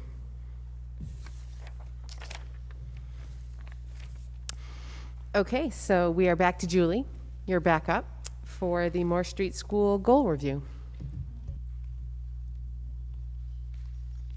So in the light of the previous conversation, I'm going to report on what our goals are on paper, but our real goals this year are keeping everybody safe and making sure we can stay in school as long as possible. But, so on paper, so priorities are shifting is kind of what I mean in that. Like these were our goals for the last year, and you know, as I reflect on last year's goals, we worked hard and we've completed many things, but we were not able to kind of close our cycle with data and things how, in a way that would have been lovely, especially if you have sat here for the last 3 years of me presenting goals. I was hoping to kind of hit this final target. That goal 1 was a 3-year goal. And so the hope was by the end of the 3rd year, we would have had 75% of our readers meeting their growth targets. And so unfortunately, we didn't have that last data point to say whether or not we achieved that. I know that we were on track to, so if you look at the pathway of the data on the left-hand side, I'm on 1920 goals. I'm reflecting on how we've done. If you look at the baseline data, each year we have grown by 10%, and our hope was that we would have met that goal by the spring. We don't have that data point, so this goal will continue into this year. The primary focus within that goal for our growing our readers was around the depth of comprehension that's required from our youngest learners right from the get-go. And that has been our point of learning as educators. For the past few years, that's focused all our PD and our coaching, and all of our learning has gone into that, and we've seen a lot of growth. Our readers, as they're moving through the school, are better prepared and ready for that next deeper level as they've moved through. We're collecting data now, and whilst it's not in the same cycle, the preliminary, I don't have everyone assessed yet, but right now we have at least 70% of our incoming second graders who are at grade level. So that's not growth, that's just at grade level, which I did say to Becky all spring, I'm like, I believe you can have your cake and eat it. I don't think this is all going to be bad. So I think that number reflects that, the fact that our teachers worked hard, our parents worked hard with us, and our children created new habits that potentially carried them through the summer in a way that they may not have done in previous years. So we're always encouraging children to read and keep reading and read and read and read. And so it might speak to that habits were created at home that then continued through the summer. All hypothetical. So our academic goal will continue. Our shift kind of in our instructional focus for our teachers will be focusing more on writing, but that still becomes a reading goal because the reciprocity between reading and writing is really strong, and so we learn from what our writers are doing and how we grow our writers as to what they're paying attention to while they're reading. So our focus will shift slightly, but the content really is just we're deepening our understanding in new ways. And as I had said to our really utilizing our peer observation of our teachers has really helped deepen that work as well, and we'll continue that work this year. The math piece continues to, we were not able to collect, so this past year would have been a new baseline for us because there were, our assessment that we were using was self-designed, and we realized there were flaws in it, so it had been revised, and so we didn't have a full year's cycle to see how that data played out. So we'll continue to do that work as well. Our second goal was around our RTI process, and so we had, last year was the first year we had an RTIB EdTech that really was managing student plans, those students who needed extra additional behavioral supports, that needed more intensive kind of planning. Last year was the first year we ran kind of what would that system look like in our school. We haven't got that position filled for this year. It was a successful year. The person in the position had a really high skill set for data collection and understanding behavioral change. So we were able to really establish that system under the supervision of the social worker. The students who were supported by that person have since moved to Moss Landing, and right now the students who we have who potentially would benefit from that support, we are able to manage within the classroom because of our small class sizes, or with guidance and myself kind of checking in, doing the check-ins that maybe that position would typically do. So we'll continue to use, to refine those systems and the types of plans we have in place for students, and our utilizing the social emotional screener to really help and inform. We don't have the multi-year data yet with that screener to really look at patterns and trends and how to adjust. So that continues to be a goal into this year as well. And goal 3 for last year was based on increasing community partnerships. And so we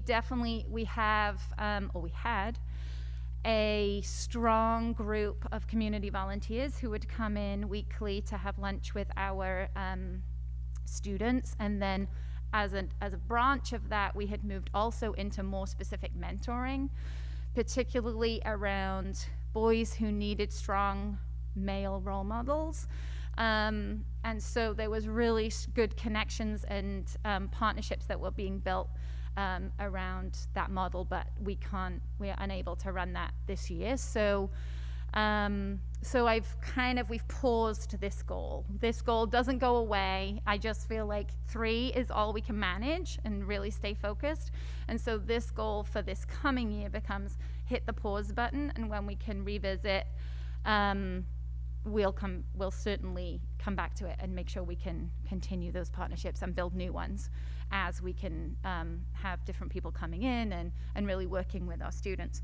So in place of that 3rd goal for this year, there is a goal written around creating a sustainable pathway of practice for diversity, inclusion, and equity. So Emily and I, the principal of Moss Landing School, have decided that this is a really good opportunity for us to collaborate and work together across both buildings. We try whenever we can to do that, and as we're both kind of building from the ground up with this committee or a group of interested people, we felt like it was a really good place for us to partner and share resources and learning as we navigate our pathway with this. And so both Emily and I, together with other administrators, are part of the CCI, I can't even think, the Cultural Competency Institute, which is a learning experience around diversity, equity, and inclusion. That's exactly what the title of that workshop, for want of a better word, is. There's about 300 people taking that course, so that hopefully there'll be a lot of learning and goal setting and new things that come from that we can then support this group. We have a cross section of people interested. We're meeting for the first time next week, and then we'll be goal setting, and really what comes from the audit will help us guide our work in terms of which direction we need to go in. And I think, right now what we as a school are really struggling in some ways, but it's kind of learning and figuring things out. We know that Teachers College and Responsive Classroom have been really good anchors and resources for us, both of whom do a lot of work around social justice and equity. So we're leaning on those reliable sources of information right now, and then we'll build others as we go and navigate our learning through. Because that is one piece right now, that there's so much information and so many things being sent to our inbox that it's hard to really sift out which pieces of information are most reliable and which directions should we not be going in. So we're treading carefully but steady, and like as I started, this is big work that's going to take us a while, and our priorities are shifting by the day as new information comes, and we're changing things while still trying to open school in the middle of a pandemic. So anyway, so there's my goals. Any questions?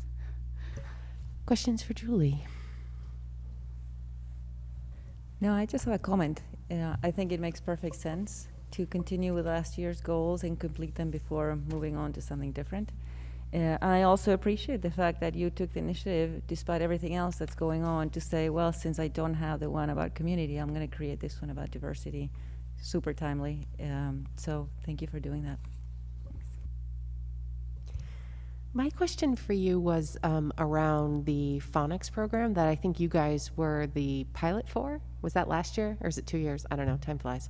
I was just curious how that went. I did see, I think I saw it in the goals, that phonics program still, so I'm guessing that means it worked pretty well. I think you were pretty excited about it last year. Yeah. Will we see that in other schools, or? So there's two phonics programs that we've been running. One being the pilot primarily was around Rewrite Inc., which is what we're doing in our pre-K that we are continuing with. We didn't necessarily get the results we were hoping for at this point, but one of the things is that it is a program designed for a 5-day program, and we had at the time a two-day program. And so one of the suspicions around why we were not getting the traction was that we were doing the pace at which we were moving was a lot slower, so we were getting growth, but not necessarily the results we were hoping for. But definitely success. There's no reason for us to say no, we're not doing it. So we're hopefully looking at, okay, this year now we have all of our pre-K programs running 5 half days to see now really can we implement this in a way that it was intended by the design of the program. And pretty much all phonics programs, there's a very systematic approach to how and when you teach different sounds. And so it is a very prescribed kind of do this, now do this. And so hopefully we will be able to get good traction around it. But yeah, we're still doing it. Durham also is doing it in kindergarten. We are doing the Teachers College phonics in kindergarten, which marries really well with the reading and writing units. They're written and designed to be partners. And so we haven't seen that there's really a problem transitioning between the two. Really in the pre-K, they're learning sounds, and you need your sounds to build kind of the next parts that they're doing in kindergarten anyway.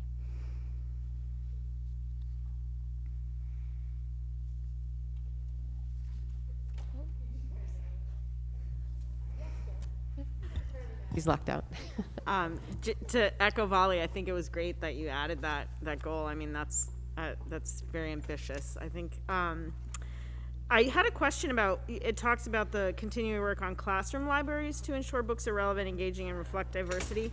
Is that, does that go hand in hand with the school library, or would that be a completely separate thing done through each school? I'm guessing they already have some sort of ways that they choose literature, but will they be included in that as well? Yeah, I mean, our school librarians are great resources for us when we're curating quality literature for our classrooms, as are our strategists. Like they really keep up to date with new things that are coming, quality publishings and things like that.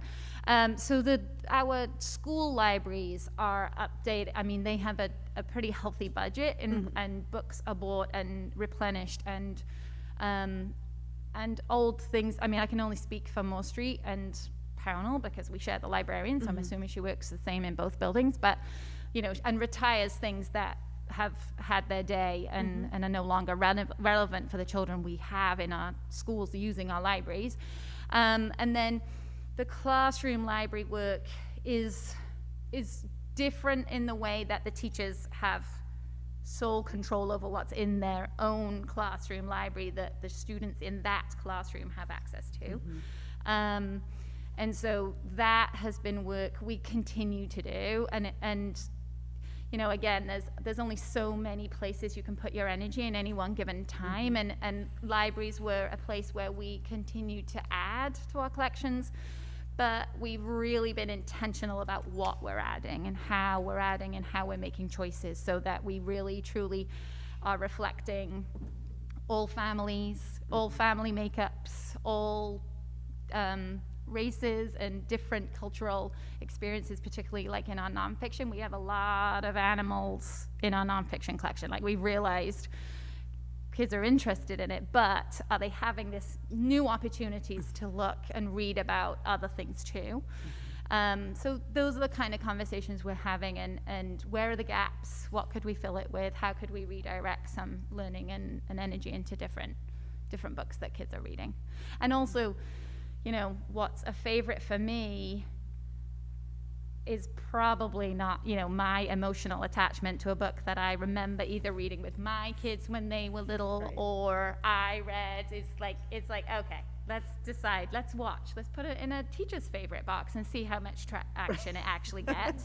We're really pushing teachers to think that way too. Like, just because you love it, you know, Captain Underpants might be the one they would prefer, that kind of thing. Thank you. Did you have a question, Susanna? I'm looking. Did you say you don't know if you have a question? Not now. Oh, not now. Okay. Maybe later. Not now. Thank you, Julie. Thank you, Julie. Okay, Jen, high school goals.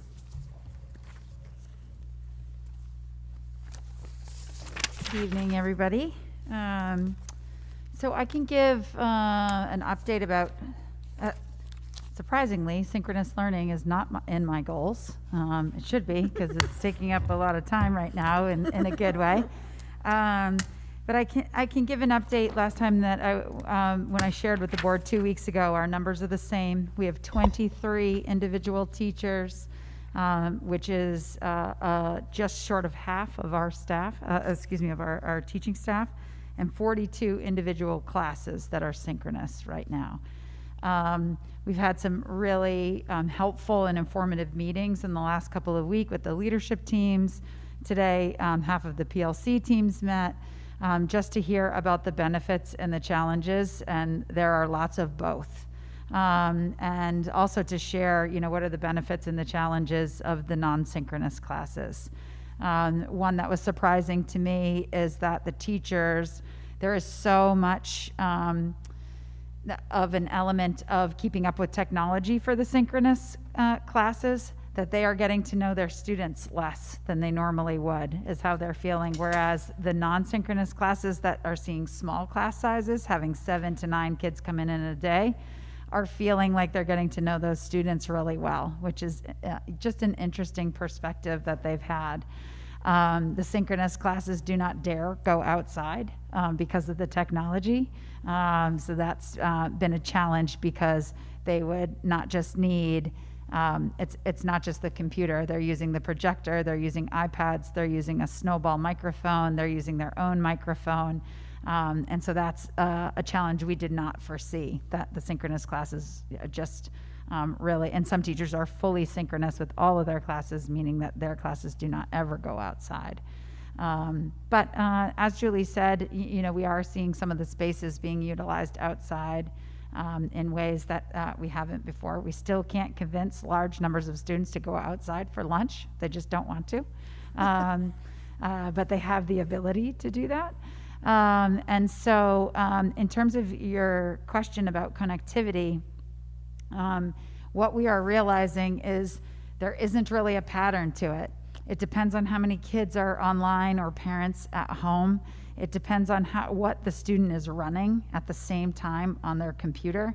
It depends sometimes on the teacher and where they are actually in the building and what's happening around them. We've found, I have to give a shout out to Keith because he has just been outstanding, Keith Andrews, and helping our teachers. And Keith is exploring whether the Apple TV is interfering with some of the connection problems that we're having. So right now, I don't see it as an equity piece. I feel like the district did an outstanding job trying to find out which students didn't have a hotspot. And it goes well beyond that, you know, of the challenges that we're facing, of when an audio comes in and out. The teachers were describing, it's very difficult. 2 teachers described today that they were frozen, and they don't know that they're frozen for the kids that are at home until someone sends a text or a chat or something, and so then the student has missed that. So one teacher has talked about she's giving her lesson, then she's videotaping that same lesson again separately, and then trying to send that out. So the amount of prep time that it has taken for both sides of the hybrid has been extensive. And I think that the attitudes of the teachers have just been phenomenal. You know, Julie mentioned the sense of community. I think that our staff is just, I'm astounded by them of how positive they're being with all the challenges that they're facing right now. But they say that they are very pleased to have face-to-face time with students. That's the bottom line. And some teachers have started to reach out to students. So one of our English teachers surveyed 45 juniors today just to hear about what their experience was like with synchronous. She asked real specific questions. What's your experience with synchronous at home? What's your experience with synchronous at school? Audio, visual, kind of all of these different pieces. And the leadership team talked about getting more feedback from students and to get just some real concrete suggestions on what is working for them or not.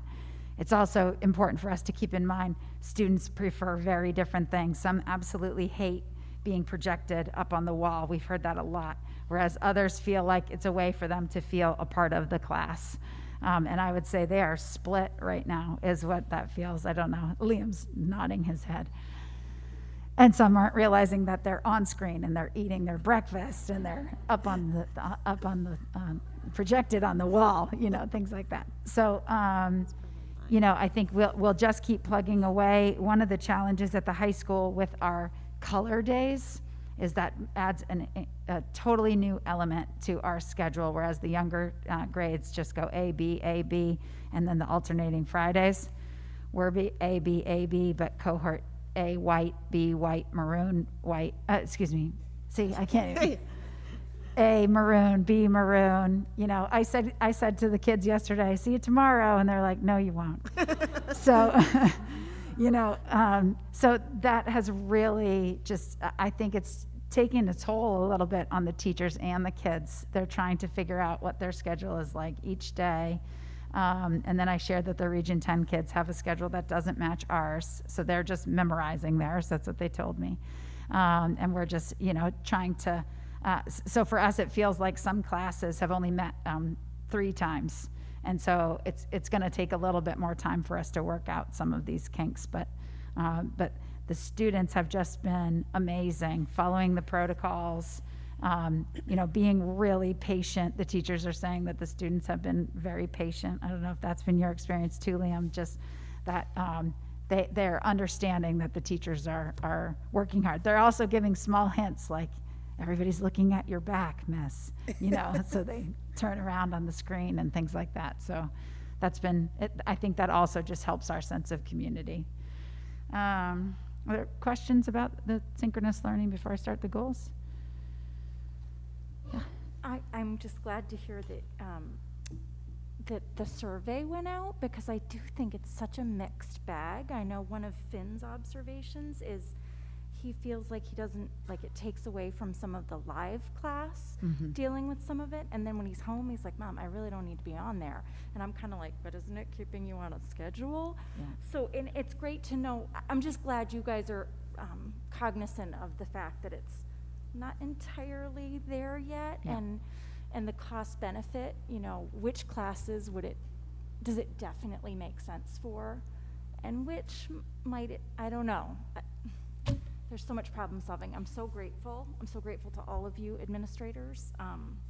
But just glad to know, I think the survey, I think it's great to get the feedback from the kids themselves on how it's going too. Yeah. So, because I know it was parents, or sitting here, it was parents really pushing for that. But, you know, the stakeholders are the students too. So thank you, Jen. Beth. Just with the, you know, when you were describing the teacher freezing and then not being able to know, I don't know, it was just something that my college student had suggested, was that if you have it, just like one student maybe who's on their laptop with the Zoom up, and they can maybe monitor if there was something happening, because they're not like totally, you know, but they could see like if it freezes or something, and they could be right there and tell the teacher. It was just a thought, you know, sometimes to have one person in the classroom that's doing the digital version of it, so they can be aware if any problem comes up. And so some classes do have a teacher's aide, a TA, and so that is incredibly helpful when they do. We just don't have that in every class, but it's all these small things that we're figuring out. I put out a request to parents because I know so many people have those white iPhone headphones lying around, because if you get a new phone or a new piece of technology, you get a new one. We found that those are essential, you know, for students to be able to use the Zoom in the classroom, because of the feedback and the noise is such a challenge. So I would say a silver lining of subbing classes is that Charlie and I are, you know, really experiencing what this is like. I was subbed a class the other day where it took 15 minutes to just get them all started with their volume down. You know, we think of that sometimes as the little kids, but, you know, if a student is nervous and trying to get started and their volume's off and their picture's not connecting and all of these things, it's a very real element that teacher's lesson was cut 15 minutes short that day just to kind of get these things going. And so we try to convince students to be teacher's aides because it's so helpful. There's some classes where that's just not possible, you know, like an AP class that is an upper level junior and senior class. Okay, so I can talk through my goals, starting with the review of last year's goals. I'm sure you can imagine how pleased we are that for the first time in my 6 years here, we are all under the same system. We are now all using the same grading system for the first time.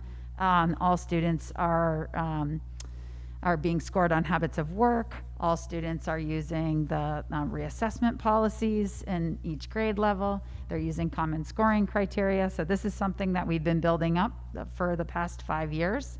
I'll tell you, Paula Roberts, our Power School guru, is very happy that the whole school is finally under the same system. But our teachers have just done an incredible amount of work to do this year by year, starting with 9th grade and rolling all the way up to the 12th grade. And it's really, you know, changed the collaboration. It's changed things that we communicate with students. We don't have to have these big conversations about what is habits of work and why is it separated. They're coming to us from the younger grades, knowing what that is. It's already the norm at the high school. Those documents are living documents. We're constantly looking at habits of work to say, is this the right thing that we want to be teaching our students in scoring? And what does it look like for a freshman versus a senior who's about to go out into the world? Because it should look different for those two age groups. The scoring criteria is constantly something that the departments are working on and looking at.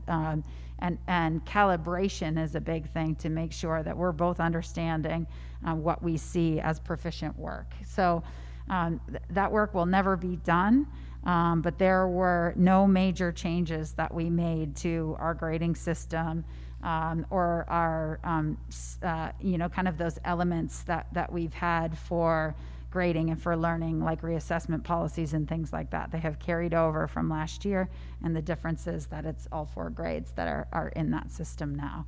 So transcripts for every student will show an academic score and then a habits of work score, our school profile. Now it used to say, this is what it's like for these classes, this is what it's like for the other classes. All of those things are now underneath one system. So we'll certainly continue to keep working on that, but feeling very, very excited about moving into the year with that. The second goal was in looking at our increasing our individual growth targets on our NWEA scores for 9th and 10th graders in both ELA and math. Unfortunately, as Julie shared, we're not able to test students in the spring. But what I am excited to share with the board is the progress that we made last year instructionally in moving towards this improvement. And I would say that it was remarkable in math, the work that we did last year. One element that we worked very hard, it was Nate Garnett and I that took charge of leading the 6 through 12 math teachers for the whole year last year. And I think one community piece was that we really built connections. We did all of our professional development days together as 6 through 12. So those teachers know each other very well now, are able to share strategies. But we are also very, very focused in the work that we did with them about expanding mathematical discourse, the type of feedback that we were giving to students, and using measurable learning targets. And the teachers were just did great work collaboratively in what they were trying to do to continue to enhance math instruction, 6 through 12, but particularly at the high school. It's unfortunate that we don't have a math coach right now, because I think the past 2 years, that I have certainly appreciated the support from the board to have that position. And we will fight very hard to find someone, the right person to fit that, because there's a really positive mindset towards coaching, particularly in the math department, because they did such great work with Nate Garnett. The other piece was that 2 of our ELA teachers, for the first time at the high school level, were able to participate in Teachers College. That's not something that they have done a ton of offerings for the high school level. And both of the 2 teachers who went felt like it was one of the most effective professional developments that they've ever attended. They came back, shared a lot of the strategies, and they've done a lot of work, such as implementing more literature circles and things like that. So those are kind of that instructional piece that we worked on towards the goal. We will be testing our students in October for NWA, all our 9th and 10th graders, and then we'll test them again in the spring, so we're able to collect data.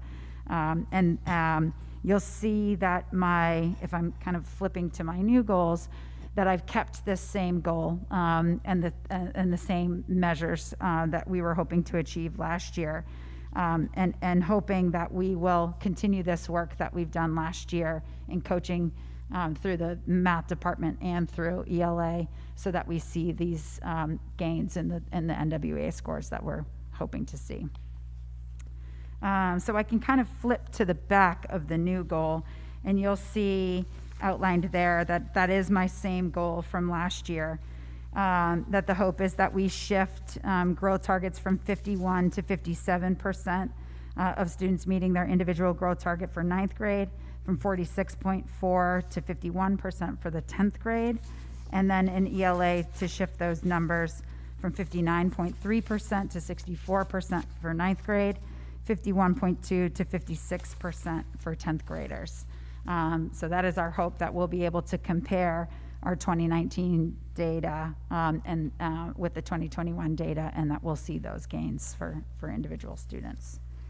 The second goal is similar to Julie's goal for Moore Street School, because I think as an administrative team, we've talked a lot about this, about identifying practices that are going to support the implementation of strategies that is promoting an inclusive mindset at Freeport High School. And we are hoping to do that in a couple of different ways. One is we're looking forward to participating in the audit so that we can see the practices, both that we are already doing, that we want to capitalize on what is going well, and then see holes in our school and where we can improve. And then we'll set action steps based on that audit. A second action step that we will take is about, as Julie said, participating in professional development. I think a silver lining of COVID right now is that there are extensive opportunities being offered starting really in June. And so as administrators, Charlie and I have committed to participating, and we have, we are waiting for the audit to decide what we will do staff-wide. But for right now, what we are doing is sharing all of these opportunities with staff members who have the option to do that and participate. A lot of them are free. A lot of them were over the summer, and so our teachers checked their email during the summer, and so we sent them out. So some examples of the opportunities that people have participated in was a Black Minds Matter webinar series, another webinar series called Equity and Excellence, and another one that was actually just today was Culturally Appropriate Equitable Instruction. So those are just 3 examples of what's being offered. But the amount of what's being offered right now is extensive in a way that it really wasn't, because normally we get information about some of these conferences or workshops, and they're across the country, they're quite expensive. And again, the silver lining of COVID is they know that people need to be able to do them digitally.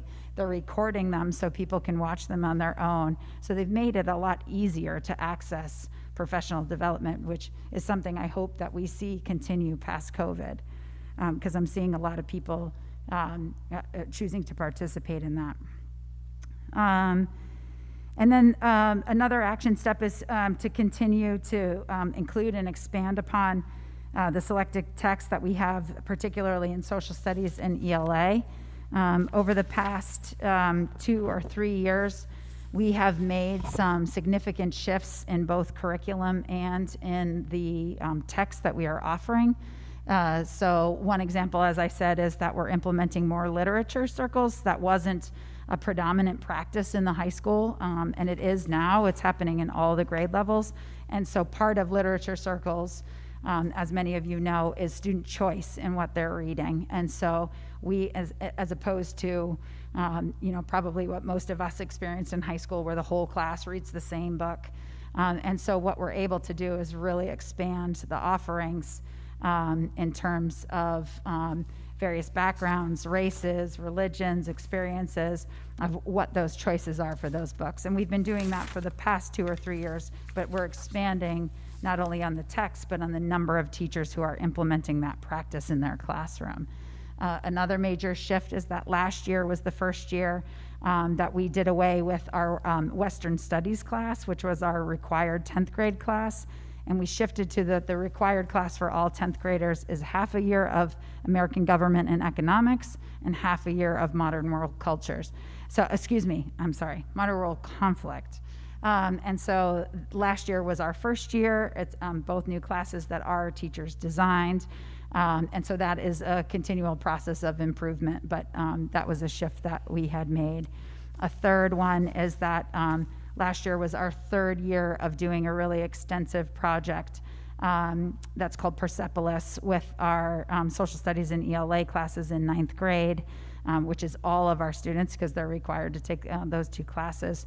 I think I've shared with the board that it is a collaborative project between those 2 classes with a text that they read. That's a story of a girl in the Middle East, and then studying the Middle East, and then having a Socratic seminar discussion at the end of that combines the literature with the history and current events. So those are shifts that we've already started to make and know that we can expand upon. We had the idea that we would be able to meet more in the summer with our ELA and social studies teachers. Unfortunately, our reality was that time was really spent preparing to come back for the hybrid plan. But this is something that I've talked to both of those department chairs that they are constantly thinking about and talking about with their departments. And the last one, I think the last bullet point for this goal, and I know that some board members have been particularly interested in this, is thinking about what is a possible new program replacing Challenge Day. And so it's something that we've been thinking about. And did everybody have this handout, or I don't know that everybody has this proposal? No, they goals. don't all Okay, have that. okay. I don't So- think they all have that, Okay, but I so- will include that in the board update for you guys. And I'm sorry that I didn't think to attach this with the goals. But so if you remember, we had our student forum in June where we were talking about equity and diversity and student experience at the high school.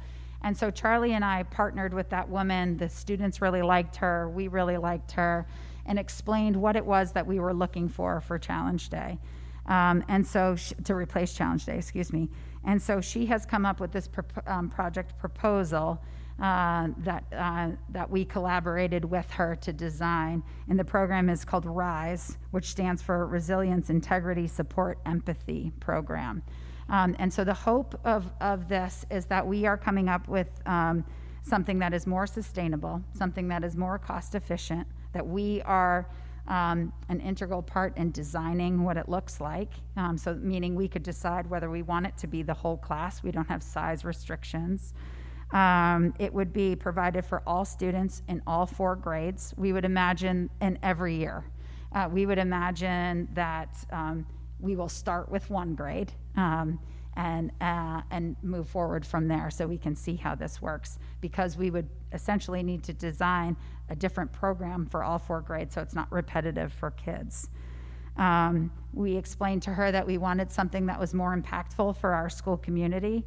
I have found out that our 2 neighboring schools have also discontinued Challenge Day at their school for some similar reasons. Some of the challenges that we faced: cost, size, and feeling like they were having a really hard time having it just become a part of their school community more than just this one really, really powerful day.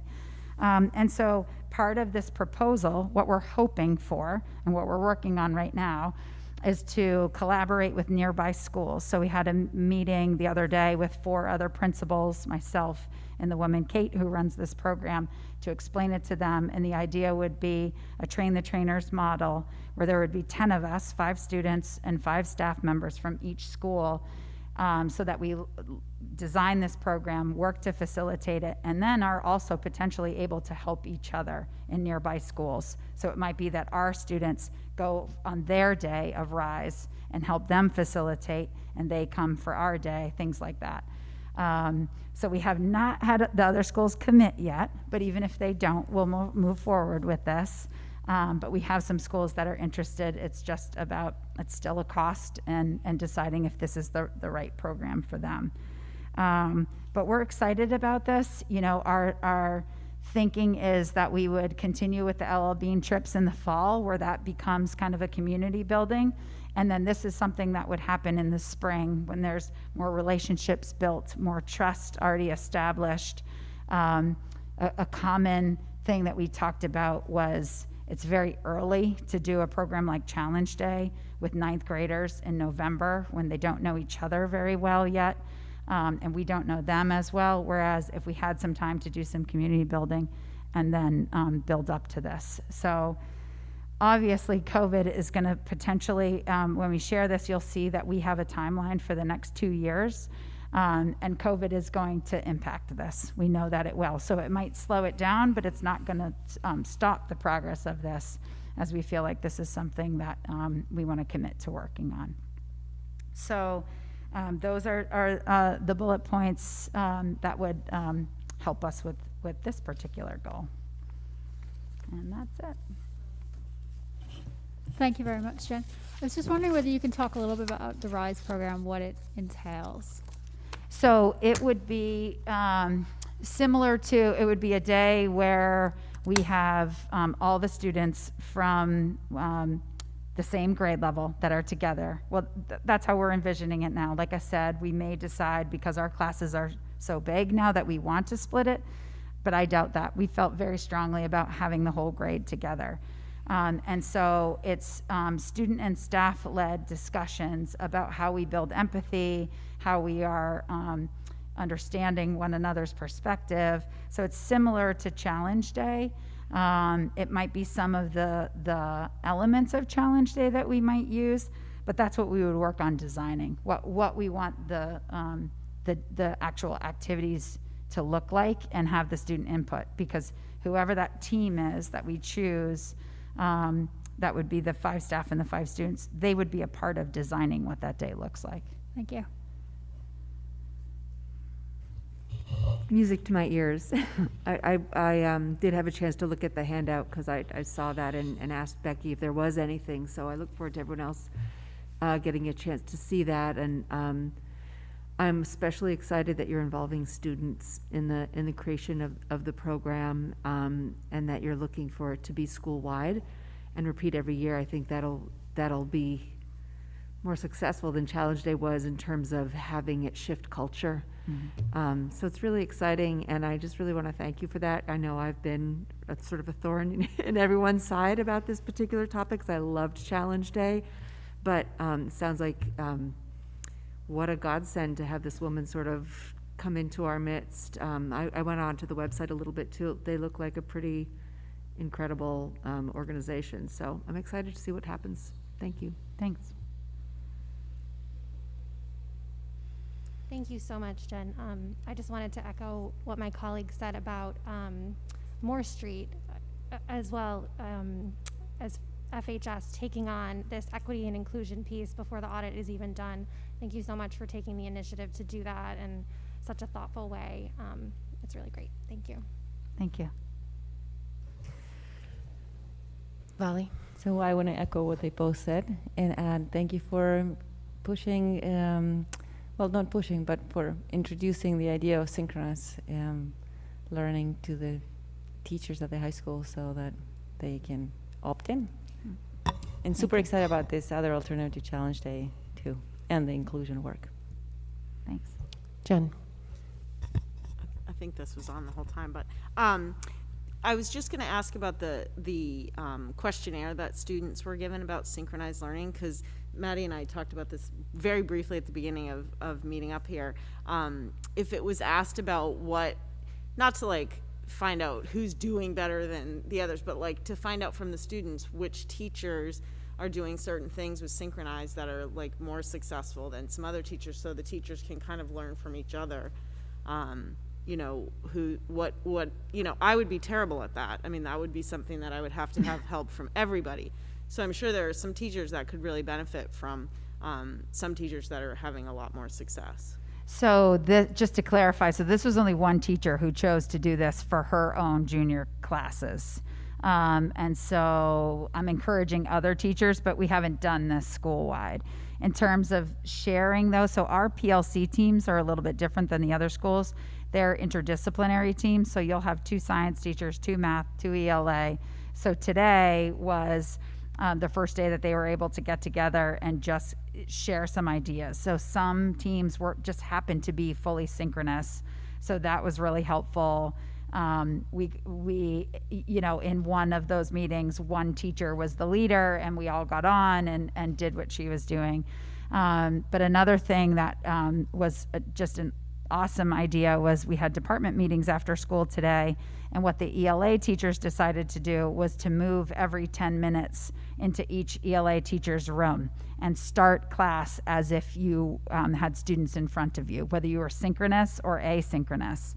So then they were able to ask that teacher, because you know there's a wealth of technology knowledge far beyond mine of how they're hooking up 2 laptops and a cell phone and an iPad, and this one comes down this way, and then there's all different views. And so teachers are sharing those ideas both in these interdisciplinary teams, because it was a math teacher teaching the ELA and art teachers today about how she was doing her synchronous class. So there's a lot of that sharing going on. The challenge is some teachers are feeling like they are tied to their rooms right now because they are just in this, you know, kind of cyclone of planning that they're feeling a lot like the spring, where they're just planning from morning till night right now. So I think hopefully that's going to get easier.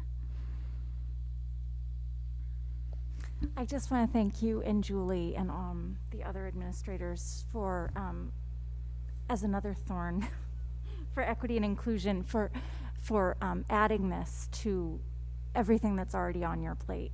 And I recognize the lift. I recognize the difficulty of the work, the sometimes awkwardness of the work, but I love that both of you tonight in your presentations have referred to the silver lining. And what an amazing thing that maybe you got this woman. You know, our June 7th march was confronting for all of us, and then to have had the forum with the kids, which I know they appreciated, and to have maybe found this person. So I just want to thank both of you, because I know how much you have on your plates. And I think it's really, obviously I've made it clear, I think it's really important work for all of us. So I'm grateful. Thank you. Thank you. So I'm hopeful that the filling that sort of tech position that we're sort of flexing this year to include for that 1-year position will help, you know, be able to provide some help to those teachers that are struggling on the synchronous side, and maybe even convince some others to give it a shot. So I'm optimistic that we can find someone, and that'll, you know, only help all those teachers with that learning curve. My question, which big surprise, is sort of a math question around your goals around hitting the NWEA's growth targets. So my understanding of the NWEA's is you get your score and then they say, okay, this is what we expect you to grow in 12 months. And if we're comparing 21 to 19, do they extrapolate that out to, okay, this is what we would have expected you to grow in 24 months? That's a great question. I don't know the answer to that, but we will have the data from this October as well. So we'll be able to use that right now as some benchmarking, and then be able to, you know, we'll use all of the data points. So it will be comparing spring of 2019, but then it will also be fall of 2020, and then it will be spring of 2021. Yeah. So I'm hoping that we hit that goal by 2021. But we'll also see how many of our students are doing it right now. What do we, that's similar to the younger grades. We're going to be able to see, you know, where have there been some significant gaps in learning, and who has been able to, you know, kind of maintain their growth. Yeah. Yeah, I was just trying to figure out, you know, the mathematics of it, you know, because if you do it October to spring, you're almost guaranteeing yourself it's going to be hard to hit the goal, right? Because unless they adjust their goals for you to say, like, hey, we only want you to measure 9 months from here to here, because if you know, if you're looking at a full year's growth, you wouldn't have had a full year to get there. So I don't want you guys sandbagging it and hitting 12 months of growth in 2 years, but I also don't want you hamstringing yourselves and setting yourselves up not to hit your goal by being overly aggressive. And I don't know what the solution is, but just figured I'd throw out that question. Yeah, you know, this was a difficult loss, because I think you've heard me say before, it's really taken some time at the high school to figure out the best testing time and setup, and where they do it and with whom. And so that was a real loss, because we felt like we would have had some really good comparable data last year, and we'll just move forward from here. But that was something that, you know, we were disappointed that we weren't able to do that last spring, because I think we would have had some really strong comparable data. Not that this won't be, but there will be some nuances to it. So I did also want to share that I am so grateful to our guidance department. They single-handedly put on the SAT today, when most of the surrounding schools are canceling the SAT and having students go out and find their own testing site. And so our students are able to stay at our own school. They tested in the gym, and we have a second administration of that. And so our guidance counselors just did an outstanding job doing that. And we've made the decision, I did this in conversation with the other Cumberland principals, that we'll move the PSAT to January. Those students will still be able to compete as national merit finalists or semifinalists. But it takes a little bit of the kind of testing logistics pressure off, so that we can focus on the seniors who want to take the SAT this year. So. Great. Bali? So question about math coaching. How are you keeping the momentum going from last year into the time when you find a replacement for Nate Garnett? That's a great question. I mean, I think that they've built a strong collaborative culture, much stronger collaborative culture in our math department. They're working very closely. We have all of our math department members are in one hallway. That like is a physical benefit that they pop into one another's rooms. They've done a really good job sharing strategies, and I think it's just going to be, you know, working hard to have them keep that up without the coach there, but encouraging them. You know, Charlie and I will still be in classrooms with them, and you know, trying to keep up that momentum. And we'll keep that position posted, hoping that, you know, we can entice someone to come work for us. Great. All right. Thank you, Jen. Thank you.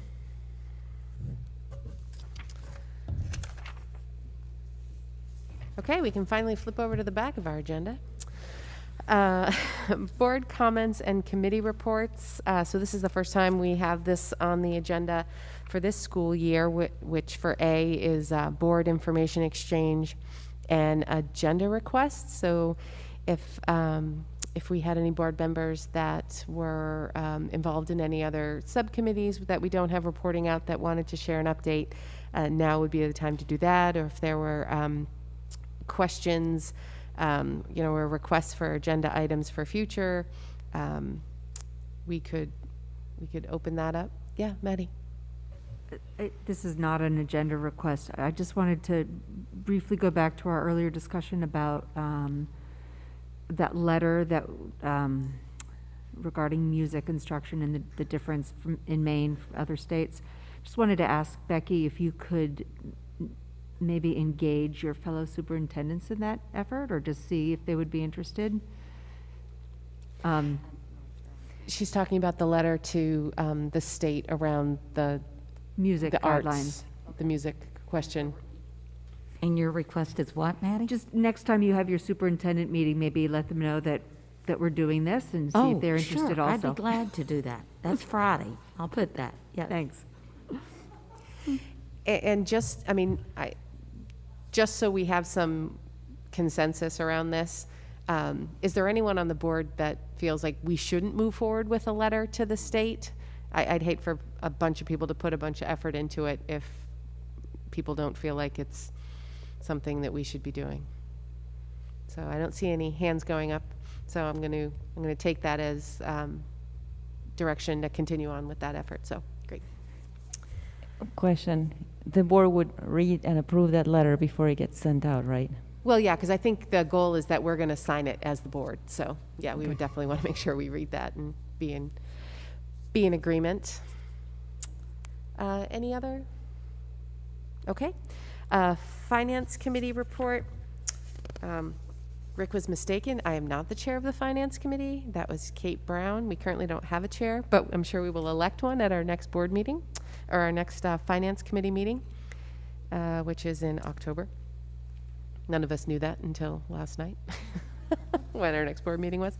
But essentially our last board meeting, I'll do the quick update report out for today.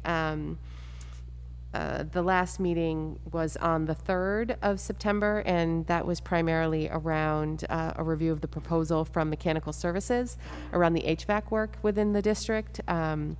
We had engaged them earlier in the year for some of the energy audit work, and that morphed into a more substantial HVAC review of all the schools and adjustment in several schools, including the one we're in right now. Quite a bit of work was done here at the Moore Street School. So we reviewed the work that they had provided us, as well as the proposal for the remainder of the work to be done through December. And the board, well, the committee, which was, Beth was there, who's now on the committee. At the time, she hadn't been officially assigned to it, but she was kind enough to join us. But the committee approved moving forward with that proposal from Mechanical Services to continue that work and make sure that we are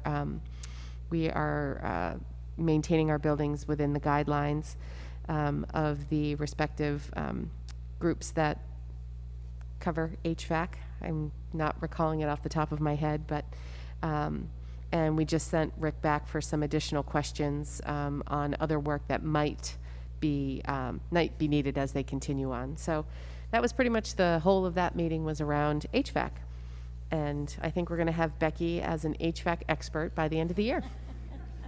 She's going to eat those words where she said she doesn't know anything about HVAC. Yeah, and ventilation. Yes, and ventilation, yes. And I don't think you met since I asked you this question before, but I just wanted to follow up on communicating to the towns about our decision to not tackle cost sharing this year. Yeah, no, we haven't met since then, so we haven't come up with a strategy on how we're going to do that yet. Unless they're watching, then they just heard the news. But yes, we will come up with, you know, just to let them all know, given everything else on the plate and that and our current inability to find someone to help us in that endeavor, that will likely not get completed this year. But thank you for that reminder. Any other question, Valley? The 99,000, is that just for Pownell, or does that include the work at the middle school and Moore Street too? Or is it That's just everything. Moore Street and middle school?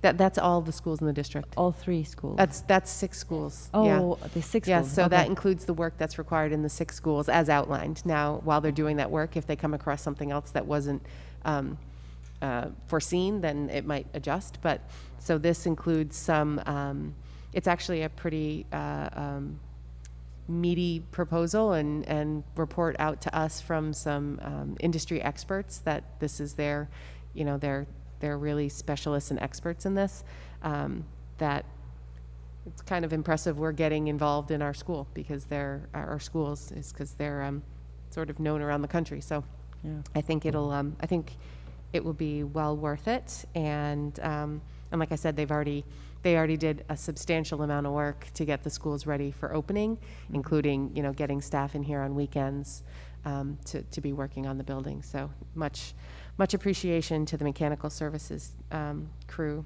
that's been working with us. So That's great. Thank you. any other finance questions? All right, so policy. Candy. Okay. You'll see you've got 5 policies there for first read. All of them are somewhat connected with Title IX regulations. And because of that, we had Melissa Huey from Drummond Woodsum come to our last meeting when we talked about all of this. And she looked over, reviewed our policies and whatnot, but talked about needing more specificity and around the process and whatnot, that there needs to be very specific, purposeful language to align with the regulations and match what is written in law. So that's why you're seeing these for the first read. There really isn't a whole lot else to say except that Drummond Woodsum also, we learned, has been very involved with all of the Title IX business, developing professional development for Title IX coordinators, and our coordinator is Cynthia. And she'll be going over those policies with you for the first read, any questions and whatnot. But it really basically is to make sure that we're in alignment with the regs and the law, and that we're where we need to be. So that's about it. Which is always the perfect segue. What's that? Oh, do you have a question before she goes over the policies? Okay. Just an additional comment, if you don't mind, my fellow members, that I found it frustrating going through this. Thankfully, Cynthia gave us this packet before our meeting, and I was personally quite frustrated with the changes and had a lot of changes that I wanted to propose that we make. And it was good that Melissa was there to sort of give us the history, and I think it's important to understand the context, and maybe Cynthia will elaborate on this more as well, but we don't have leeway to make the changes we want to make. And what I found frustrating with some of the language is that it's actually quite general, and it was purposely designed to create a higher burden of proof for anyone making allegations. And so that general language protects, adds a layer of protection. So anyway, as much as I would have liked for us to have been much more clear about what our policies are, we are unable to do so because of this federal change that came through in August. I just wanted to make sure everybody understands that context. Would you like to start with a motion? Sure.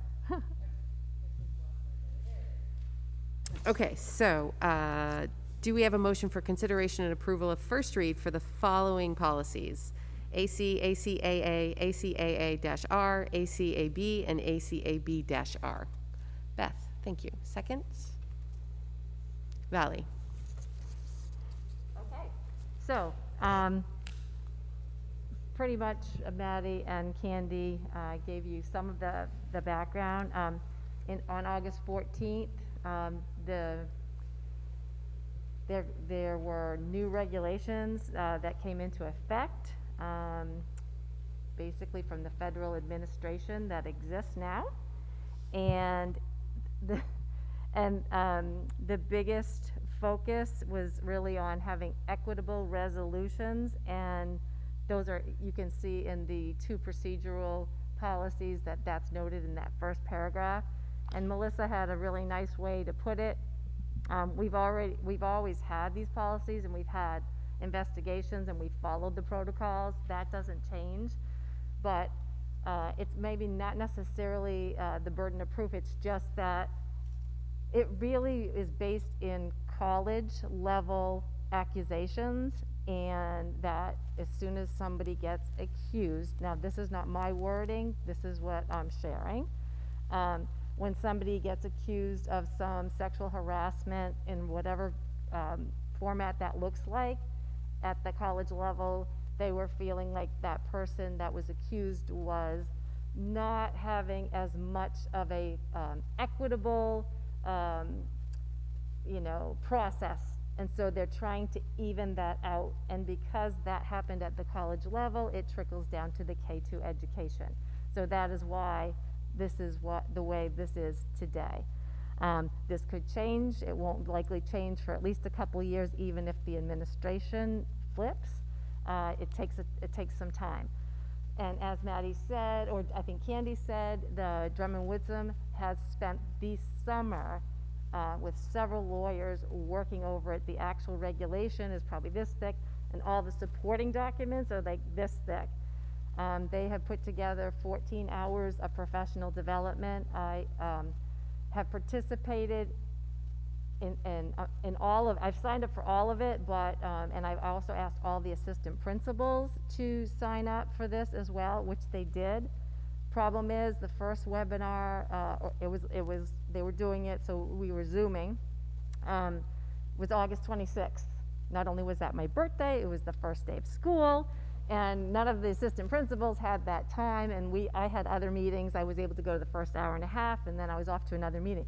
They promised us recordings, and I think I've sent 5 emails, and they're coming, right? So we're still in the process of finishing up those other. One of them was during our policy committee meeting, actually, as well. So we're still in the process of finishing that up.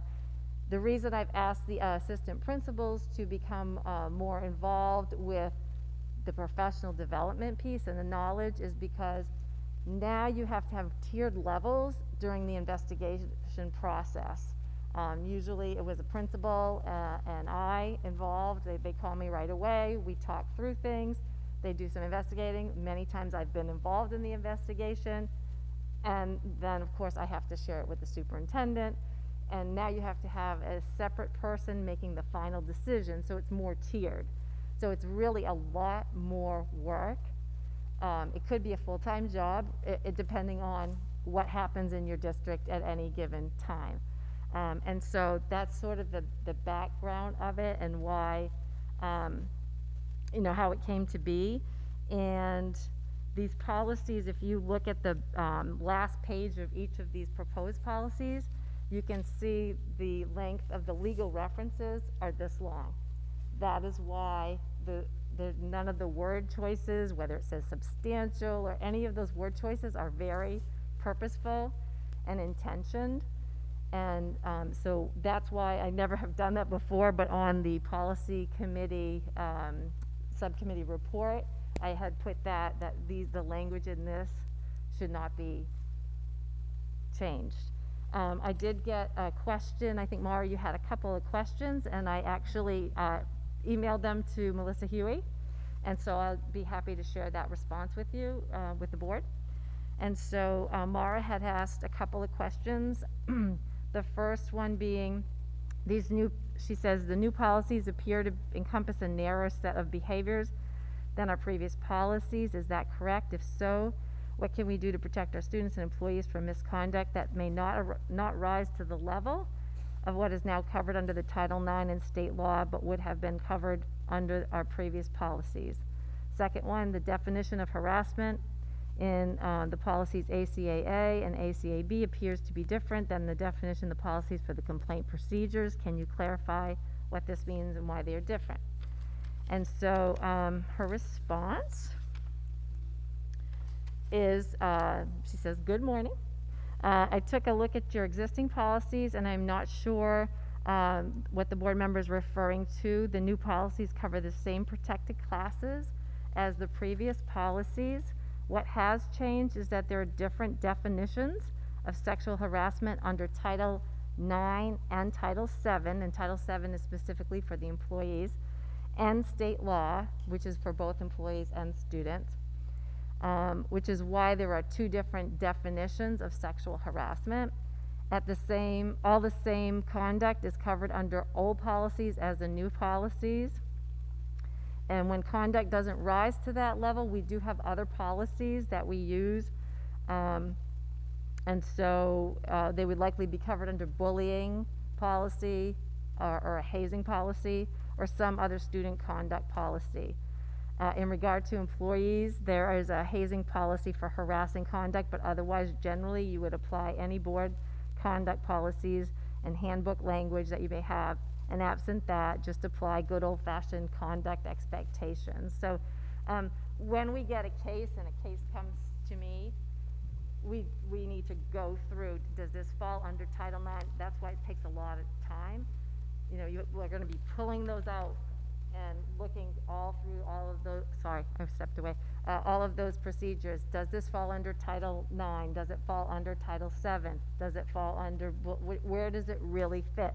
We may even have to, at times, consult a lawyer, which I have done from time to time, because we don't want to get this wrong. And then the second question, her response was the policies are framed somewhat differently than the procedures, but they all cover the same conduct. And so, and Ann Chapman, that was from Melissa Huey, and she CC'd Ann Chapman, who has been very, very involved in that process as well. So other than that, if you have a specific question, I can take back to Melissa, but that's pretty much what I have to offer tonight for the first read. Thank you so much, Cynthia, for getting those Sure. responses from Melissa. I really appreciate it. Sure. So my two questions, well, I guess I'll start with the one about the definition of harassment. So I had wanted to clarify, because my understanding was the changes applied to sexual harassment, but not, harassment, which would be, it's a different term, it's a different set of behaviors, I think, as defined under our policies. So I know on page,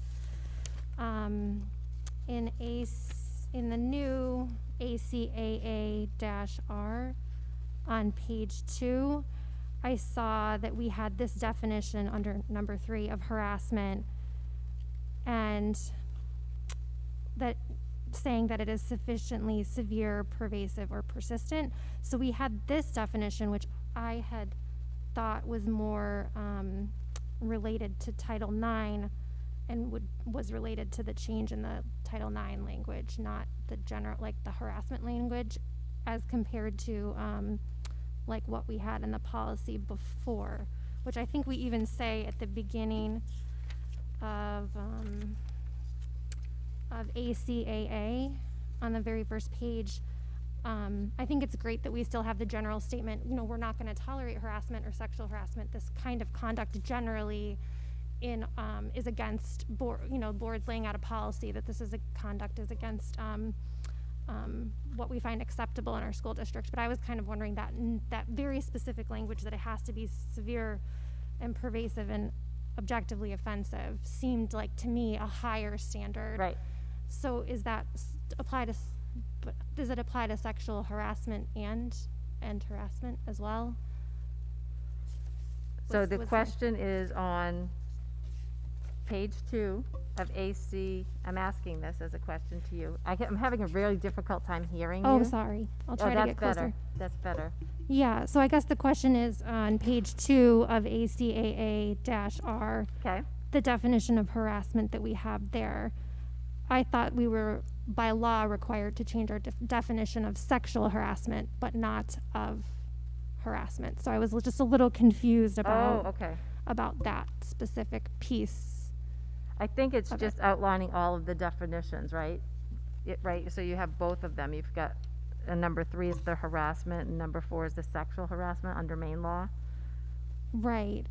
My understanding was that our prior definition that we had as a district of harassment, I mean, I don't know of any. I tried to find a definition of just harassment in Maine law, and I could not find one. I could find the bullying and the sexual harassment, but my understanding was that as a district, we had previously described what we thought harassment was, and I guess that would be on the page 1 of ACAA, where we say harassment includes but is not limited to verbal abuse based on the protected classes, etc. Does that make sense? Yeah, so I think there's a heading if you look up, and I don't know if, let's see. There's a place where, okay, if you go to the page 1 of that same policy, the new one, second paragraph, it kind of has a general it's sort of teased out, right? Complaints alleging unlawful harassment or discrimination against employees based on a protected category should be addressed through the board's employee discrimination policy and complaint procedures. Wait, that wasn't what I was looking for. Hold on. I think there's a place in there where it talks about the protected class. I think the question is around that definition in the procedure policy. Right. Seems more refined than what we previously had. So fewer things would necessarily fall into that bucket. So that's the question is are we required to refine that harassment definition or just refine the sexual harassment definition? Right, Okay, so I can ask that. I mean, okay. Let me jump to Maddie with one. Yeah. I think I don't know this, but we would need Melissa to confirm, but these were all changed by the legal department in response to the changes. So I suspect that the changes meant to include harassment and sexual harassment. And I would also just comment that even though it may kind of look like a higher standard, it's actually not. It's actually a lower standard because you have words like sufficiently severe. Sounds like, oh, something has to be sufficiently severe. That sounds like a higher standard. But a word like sufficiently severe is open to interpretation in a court. That's why I'm frustrated with these changes. So regarding my other question about circumstances when it may not rise to the level of what is now in this policy, but that would fall, I think you said, Cynthia, it would fall under bullying. It could fall under the bullying policy or the hazing policy. Right. So Title VII. Right. Yeah, my understanding, and I mean, it's hard, I'm not a lawyer, I tried to read up about this, but my understanding was that if there were circumstances that didn't rise to the level of what is described in this policy, that we could still cover those circumstances, like if it did not fall within sufficiently severe, but if it was a different level of where it was not formally investigated. Does that make sense? So let me try to state it another way. I know that this requires a formal investigation to be open if you determine that certain set of circumstances is met. Can we still, is there still a way we can protect our students if we're not opening a formal investigation? I guess is. So I think that there's always going to be an investigation when there's a complaint, regardless. And so none of this prohibits any of that. I mean, it's hard to give, there's so many scenarios and so many different incidents and so many different factors. I mean, anything that's come our way, we have brought through the process and taken it, you know, right through the investigation and the complaint and informing, you know, what we've done. The first thing we do is we make sure everybody's safe, both parties, they're safe, that they, you know, until the investigation is finished, what's going to make you comfortable, you know. So I think I'm having a little bit of a challenge with the question, because no matter what complaint comes to us, we investigate it thoroughly and go through the procedures about which policy, you know, do we think it is, and we consult if we need to. I think that's my best answer for that. And maybe I've muddied the waters with my frustrations and airing them publicly. I just think it's important to do that, you know, for all of us and anyone at home to sort of understand how the legal landscape is being changed.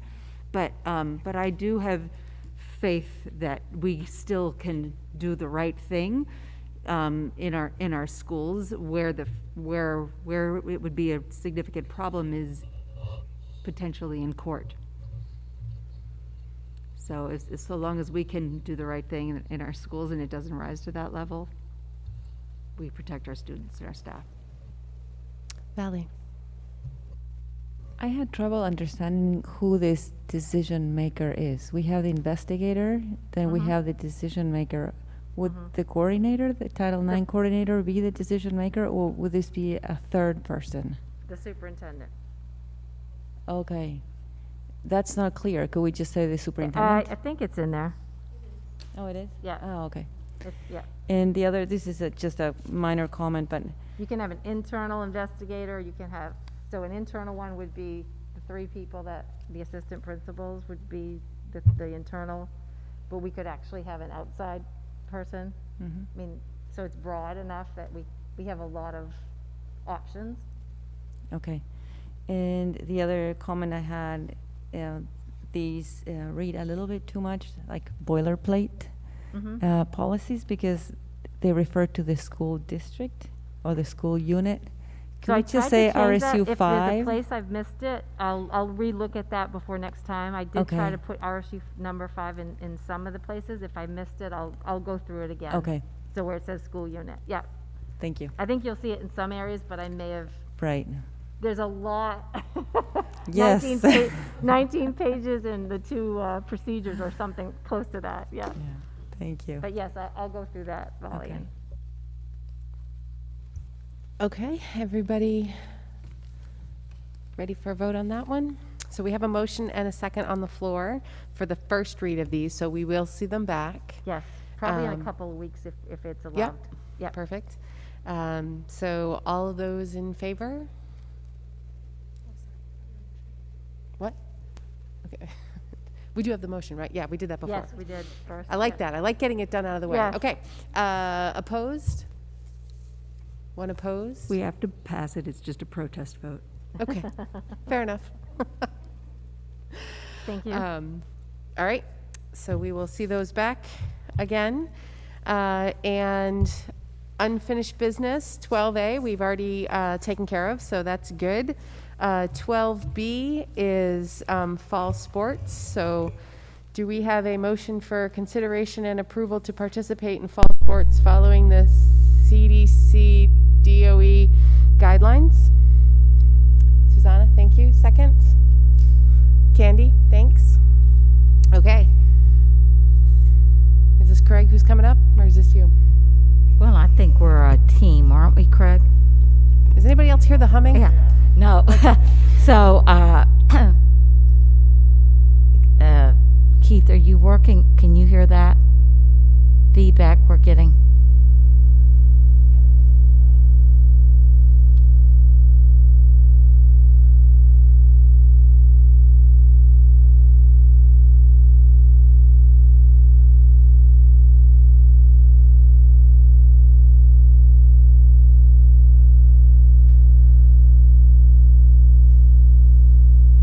I'll go ahead and give it a try. So I did go to the, at our Cumberland County Superintendent's meeting as requested. I asked about whether there would be consideration of wearing the mask with the moderate risk sports such as soccer, field hockey,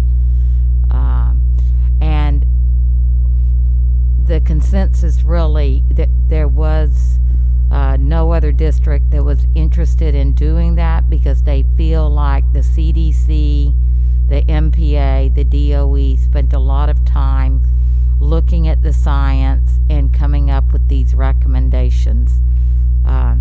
So I guess my recommendation is, as the motion reads, to follow the CDC guidelines because I guess I want our kids to have the same advantage as the other kids, and so I think it would be difficult if our kids were wearing the mask. Thank you, Keith. That was the magic one. If our kids were masked and the other teams weren't. And I did, Dr. Phelps sent some information this afternoon, and I quickly sent it to you. Honestly, I have not had time to read everything that she sent. But I think, Craig, do you want to add anything to that? But I think, you know, Craig's stance is also that his preference would be that we follow the guidance of the CDC and DOE. Questions? Oh, I think he is going to say something. You come up with something quick. I guess you got to come up to the mic.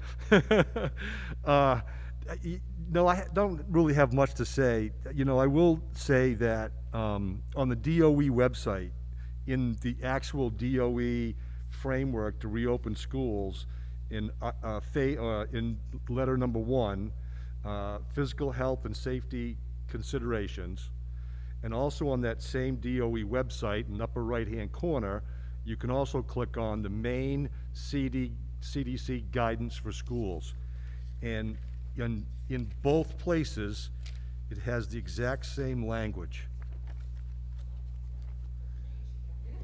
An exception for wearing masks or face shields applies only to individuals participating in voluntary school sports during vigorous physical exercise, updated 9/9/20. So from what I can gather, wearing masks, I think the issue is safety. They don't want to get wet, and in the fall season, it's going to be semi-cool and the hot breath and the condensation. And when it gets wet, that's when bacteria starts to grow inside, and also if it's wet, it's harder to breathe. The other thing that I found was in the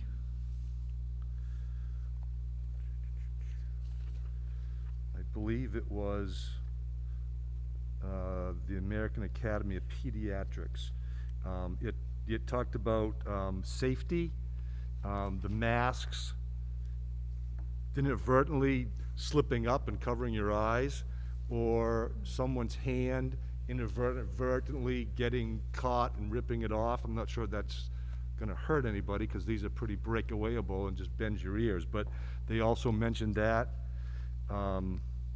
In this document that the school doctor sent, it did say that not only the World Health Organization, but the CDC cautions that masks should not be engaged when they're performing high intense activity. So, you know, these people are smarter than I, for sure. I think a lot of time and effort, you know, when you have the Maine Principals Association working with the DHHS, the CDC, the DOE, and they put their collective brains together and come up with a document that they all can agree on, you know, I think that's a pretty powerful statement. Okay, questions, comments? Wally. So since I'm the one who brought this up, I'm going to go first. And I just want to explain where I'm coming from. I have read all the documents, Craig, and I agree that the recommendation from the MPA, CDC, DOE is that cloth masks be not worn during vigorous exercise. However, my understanding from reading all the documents is not that the reason to wear them or not wear them has anything to do with COVID necessarily. I mean, they do say in these documents, CDC, MPA, DOE, they do refer to droplets migrating up to 14 feet. And they also say that when you're doing moderate risk sports, that you do want to either wear a face mask to mitigate the spread of COVID or to distance 6 feet. However, it's inconsistent because then when they go to each individual sport and they describe the mitigation strategies that they recommend, those do not ensure 6 foot distancing, and they at the same time say, but you're not required to wear the mask. So my concern is that because we are basically concerned about the other issues associated with the mask, we do not put enough safety precautions against COVID when the students are on the field. So I'm concerned because if we get close contact during moderate sports, which will happen because we know that the strategies that have been approved are not foolproof enough to prevent the spread of COVID. That impacts everyone, not just the athletes on the field. It impacts all the other students in the schools, the staff who work in the schools, the entire community, because if we have to close the school, then the parents have all the kids home full time. So I'm just not sure it's worth the risk. I mean, we're making so many decisions that are extremely hard to make sure that we maintain health and safety first so that kids can get instruction, which is the bottom line. It's the thing that we need the most for everyone right now. I just don't think it's wise to take any risk that may precipitate a school closure. So for that reason alone, I would like to see either that they wear masks during games, especially because they're against other schools, or that they just do scrimmages and practice, and if they don't feel safe wearing a mask during games, then let's not play the games.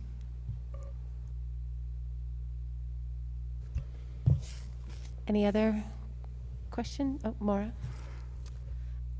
Craig, I was wondering if you could reflect on in the competition or vigorous exercise that has occurred so far when the kids aren't wearing masks, are they able to maintain, especially in some of the moderate risk sports, social distancing? I know scrimmage was mentioned, so I'm not sure, forgive me, I'm not sure what that looks like compared to an actual competition, but how is the social distancing? I know in the guidelines it says play will be modified, play should be modified so they can maintain a greater distance. Is that possible? Do you have any observations based on play that's occurring so far unmasked? So a couple things. We've come up with practice protocols, how students come into the facility.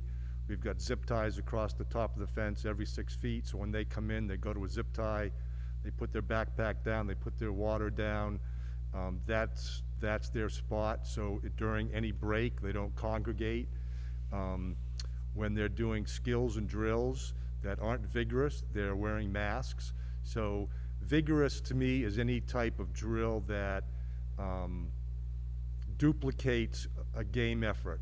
So if you're in a circle of 6 players, soccer players, and you got one player in the middle and you're kicking it so that you're trying to keep it away from 1 or 2 players in the middle, that's not vigorous. So they're all wearing masks. It might be vigorous for the one in the middle, but they're wearing masks as long as it's not vigorous. And if it's not duplicating game-like play, they're wearing masks. And just like Dr. Foley said tonight in the hallways, you know, we're supposed to be staying 3 feet apart, and that's not happening 100% of the time. And it's not happening 100% of the time on the fields either. And once you do get into drills that simulate gameplay, then you're not wearing masks and you're not social distancing, because you can't play offense and defense in any sport social distancing. We've had a couple of scrimmages at home, and that went very well, I think. The kids were instructed on what to do. They kept their masks on during a game. We have cones out the length of the sideline, so our bench is not just the bench. The bench is the whole length of the sideline, and cones are put out at 6-foot intervals, and that's where the A player goes to a cone, puts their book bag, their backpack, their water down. Each team has 2 benches that sit 6 people, and that's identified by a zip tie. The benches are not for someone to go put their backpack and this is my spot. The benches are for frequently used subs and kids who are injured. Only one player can go to the bench, excuse me, only one player can go to the scorer's table for a sub, but that just is a placeholder so that when the official beckons the sub on, 3 or 4 other players can go in from their spot. So when they're not playing, I think we're doing everything that we can to follow the masking guidelines. The players, before they go in, are wearing masks. As soon as they step off the field, they take them off. The girls put them in their bra, or they tuck them in their waistband. And when they're sub 4, they come off, and before they hit the sidelines, they're taking them out and putting them back on. So I think from what I've seen in practices and games, the masks are being worn appropriately as dictated by the guidelines we're operating under. Thank you. I don't know if that answered your question or not. but- Yes, thank you.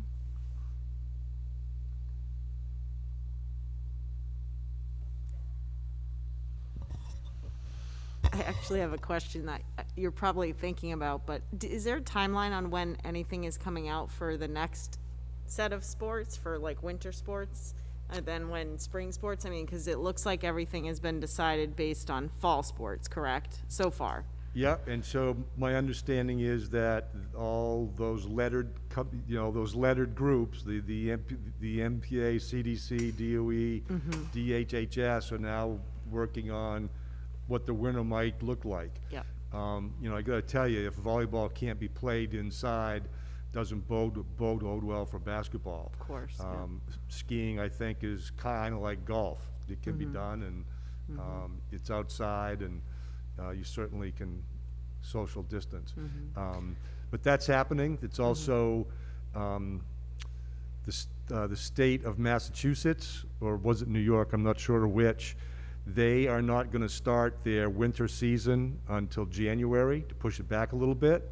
And then they're going to have, after the winter season, they're going to have 2 shortened seasons. The first is going to be football and whatever else was lost in the fall. And then the typical spring won't start when it usually does. That'll be pushed back, and it will go up until July 4th, before July 4th. That's one model. I think everything is on the table now with what they're looking and planning and hope to do and might do. So I think based on what happened this fall, I'm glad the governor stepped in and asked her departments to work with the MPA, because they were kind of left out there to hang dry You know, when the DOE says it's up to them to make the decision, and they make the decision, it's like, well, wait a minute, we don't like the decision, so now let's get all the people involved. Well, that, you know, I think that should have happened earlier on, and so now that I think the people are all at the table, you know, I think things will move a little bit more succinct, and we won't have to push back and push back and push back. For me, I can't imagine how devastating that was to have a date, and every time that date came, it got pushed back, and then it got pushed back. You know, for kids, that just must have been brutal. It was brutal for me. I mean, you know, we have to plan behind the scenes. So we had a plan for A, we had a plan for B. Now we're going to make another plan, and it's so hopefully it'll come together a little more succinctly. Well, I appreciate everything you've done. I know all those kids that are playing do as well. So, Jeremy. Just a question on football. I mean, you know, contact football is definitely out until you know, possibly the winter, late winter. But has Freeport decided on being involved with the flag football programs? Yep. So we're moving forward with flag football. It's what they do in the summertime for their summer program. It's 7v7. There's no linemen involved, which is probably the only negative thing about that.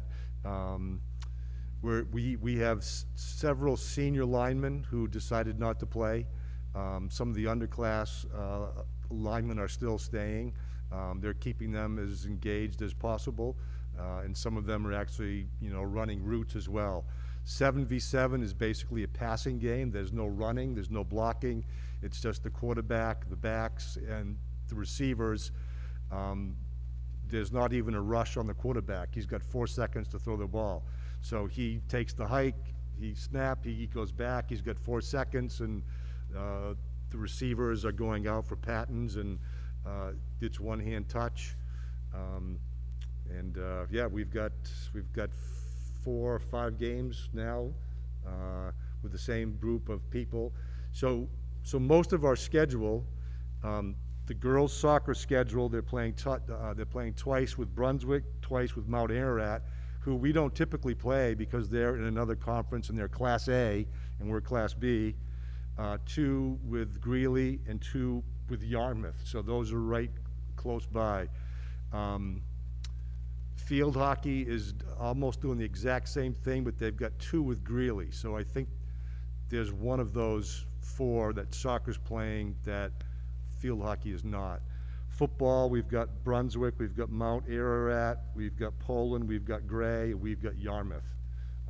I'm looking to either get Falmouth or Lisbon as another opponent. Cross country is going to be a regional schedule, and they're only going to be dual meets.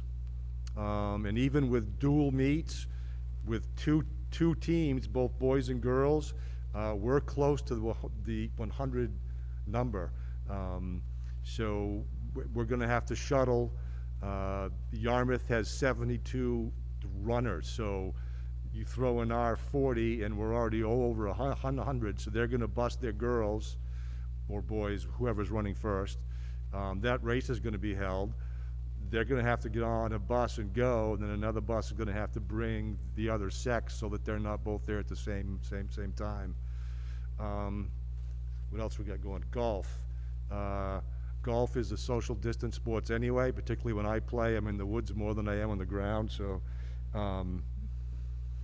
So yeah, I think we're in a good position. I was talking to an AD the other day about some of the protocols I've set up that I haven't really passed out yet because our games haven't started, but I've got game day protocols for home team and visiting team, game day protocols for fans. As you probably read in the paper, the SMAA, which is the Class A to our south, they're not allowing spectators, period. The Mountain Valley Conference, which is up in the Farmington, Jay, Livermore Falls area, Booth Bay, they aren't allowing spectators, period.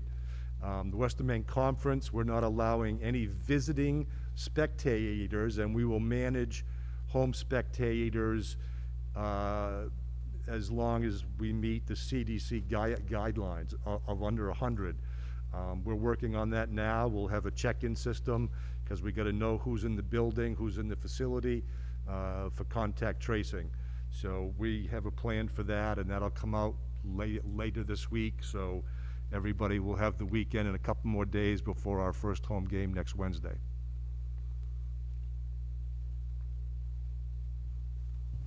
Just a quick question. I'm wondering with the masks and understanding the moisture both for bacteria but also the efficacy of their prevention or anything, which sports are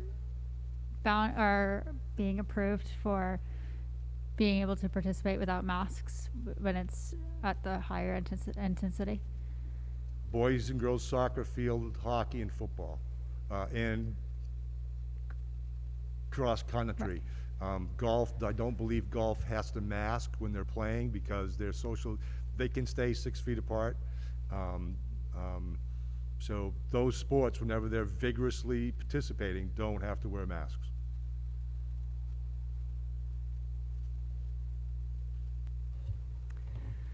Thank you, Craig. I'm really struggling with this.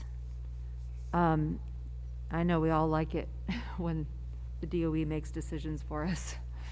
And it's helpful to look at what our cohorts are doing. And I want kids to be able to play, just like I want them to be able to sing and act. But there's so much we don't know. And I feel extremely hesitant to allow a soccer game where you're expelling air rapidly and you're fighting for control of the ball and you're head to head. I don't know how you unlearn that if you've been playing soccer since you were a tot. It puts not only the entire student body, the staff, but our community at risk. And I feel like the reason that we're seeing this go forward is that we're all eager as a culture to have some sense of normalcy. I mean, just being in here with all of you like makes me feel so comfortable. Like it's so easy to forget, even though you're wearing masks. I want to go right up to Michelle and talk to her. And I was like, oh, right, back off. I mean, I forget every single day, even though we've been doing this for 6 months. And I see that the kids, they feel normal. They're in school again. I'd wait for my daughter to walk out of school in the parking lot, and the minute that those kids are off school grounds, those masks are off and they're shoulder to shoulder. I don't want us to be the next Sanford. I don't think any community does, but maybe it will be unpopular, but I would rather have our kids be annoyed and have to learn how to do something different and feel silly because their opponents aren't wearing masks, but they are. I'm willing to risk the wrath of the parents who really want normalcy. I think a cautious approach is advised, and I would like to see us wear masks if we're going to engage in play.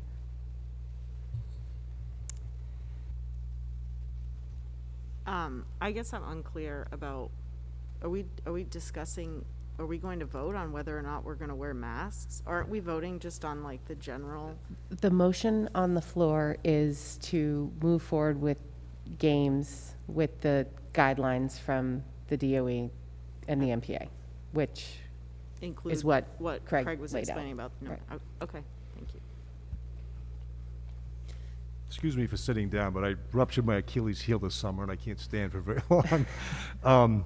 So there are rules modification for each of the sports that help mitigate the close contact. For instance, in soccer, when you have a corner kick, only 5 offensive and defensive players can enter the 18-yard box, as opposed to anybody could go in there before. So they're trying to space out the players. On free kicks, players are not allowed to build a wall anymore. If you're a soccer fan and it's a close kick in front of the goal, the defense would line up shoulder to shoulder for a wall, so the ball would have to go around them. So that's not allowed. You got to be 3 feet apart, just like in the building. Trying to think. There's no more slide tackles. So if you can't slide tackle within 6 feet of another player, you can slide tackle to save the ball from going out of bounds, but you can't slide tackle the ball away from a player that has the ball. So I think they are, you know, there are some of those rules that are helping, to spread kids out and make the game safer. I guess just to then add to the end of what I just said is, understanding what Maddie and Valley have said, I don't feel comfortable at all adding our own little like one piece caveat to the directive. I mean, I guess if someone wanted to do that, but I mean, I don't feel comfortable changing like one small part of it for our personal situation, I guess. Yeah, I think, my take on it is, I think the groups that sat down at that table, which I would agree with Craig, probably should have happened earlier, to come up with those guidelines. I think they took into account, why they're even making these rules, which is COVID, right? They took into account what we're trying to accomplish, but what are the risks associated with it? How can we mitigate those with, sport-specific rule changes? And, the best thinking of those people, which includes medical staff, is to not require masks. And, I'm not comfortable overriding that and saying, because, I mean, from a health perspective, I don't know what it does to their breathing ability when they're running at full speed for a sustained period of time. I wouldn't feel comfortable making that case. To Maddie's point of not knowing, I know I don't have that knowledge in my brain about, the impact on the breathing for that. And those people do have that knowledge, and they still made that recommendation. So I feel like I'm comfortable with the recommendations that were made by the experts, and wouldn't want to adjust it for us. But that's my take. Beth. This is just kind of like bringing something back in. So with the music stuff, there was a specific thing about the humming, and it said it wasn't in the CDC guidelines, but that Becky had approved it. So I'm just wondering, Becky had approved it based on information from the CDC. Yeah, it was from the CDC. It wasn't anything that we made up in the yes, right. No, we got specific. Yeah, no, that's a good question. But that came directly from the CDC. Okay, all right. Because to me, if that wasn't directly from the CDC, I didn't know if that was something that we had just, No, I wasn't the one that decided. I did say, hooray, let the humming begin or something, but that was after their advice. Okay, all right. I was just, if that correlated at all with adding something in, that's all. Okay, thank you. So I just want to thank Craig for all the work that you've put into this, and I do not at all question all of the precautions that are being taken while not on the field. However, I have talked to some of the athletes who play soccer and field hockey, and despite the accommodations and the rule changes that have been recommended, they still say that they are very close to each other when they're trying to get the ball from each other, when they're chasing after each other. So even though these recommendations try the best they can do while preserving the sports as they are, I don't believe they're safe. So I would like to make an amendment to the motion to read consideration and approval to participate in fall sports following the CDC/DOE guidelines with the requirement that the athletic director decide to either require mask wearing during games or decide not to play the games.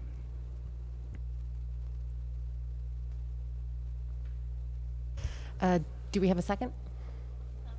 We'll do questions in a second. Second from Maddie. Okay. Is So- Cynthia still here writing this down? Yeah, she's there. Oh, I was like, where'd she go? Okay, you got it. Okay. So in a couple of my summer meetings this summer with parents, the first thing I showed them was the hierarchy of the COVID, and I think I mentioned that here. You've got the governor, you've got the CDC, you've got the DHHS, you've got the DOE, you've got the superintendent, you've got the principals, you've got the MPA, and you've got the athletic director. And in your motion, you just gave the lowest person on the totem pole the power to decide whether to wear a mask or not play. Is that what I just heard in that motion? No, the intent of my motion is to reduce the risk for the entire student body, staff, and community of RSU5. But the way the motion was said was the AD will decide to either wear masks or not play. Correct. So yes, I think how you understood it was. So I don't want to have any part in that decision. I am the Right, lowest man on the totem pole. I work for you folks. We should decide as a board if we want masks or if we want them not to play. If that's the will of the board, I don't think we should leave that in Craig's hands. Okay, now I understand what you're saying. Okay. Susanna. Thank you very much, Craig, for all of the work this summer. And I guess I share with Vali and Maddie the concerns over play and people that I've heard who are in close contact with people without masks. I do have the concern, though, that if we were to say wearing a mask is a prerequisite for participation in competition, that either it would provide a false sense of security with people coming together more, but also studies on the efficacy of masks when they get moist and wet drastically reduce or is down quite a lot. And I don't know that if you're saying masked play or not to play, I'm not sure masked play is what it's giving us. Just if it's going to provide a false sense of security and if it's going to reduce the efficacy of the mask. So I guess, I don't know if we're still looking at that motion, but I guess I'm uncomfortable with that being the decision. And I am uncomfortable with some of the sports going ahead, in that people that I've seen and spoken with who've said that they're not staying apart. And as somebody who's done professional sport, I know it's very important to individuals for so many reasons, but I do share those concerns. So since no one has seconded, you have seconded the motion. Okay, I'll re-amend it. So I'll make a new amendment. I'll withdraw my original Take back amendment. your second. Yeah. Okay. So are you withdrawing your second too? She did. Okay. So I make a new amendment to consideration approval to participate in fall sports following the CDC DOE guidelines, except for moderate risk sports. So eliminating moderate risk sports. Limiting from play for moderate risk sports. Do we have a second? And that would be still continue with practices, scrimmages, everything, but not engaging in games against other towns for those particular sports.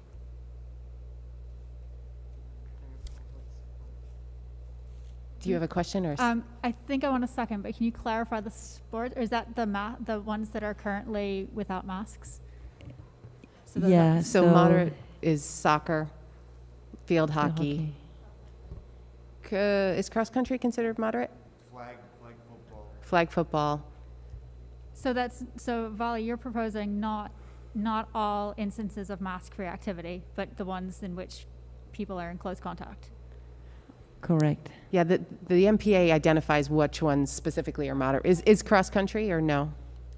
Cross country and golf are lower risk. Okay, so field hockey, soccer, flag football, Sideline cheering. sideline cheering, which we do have.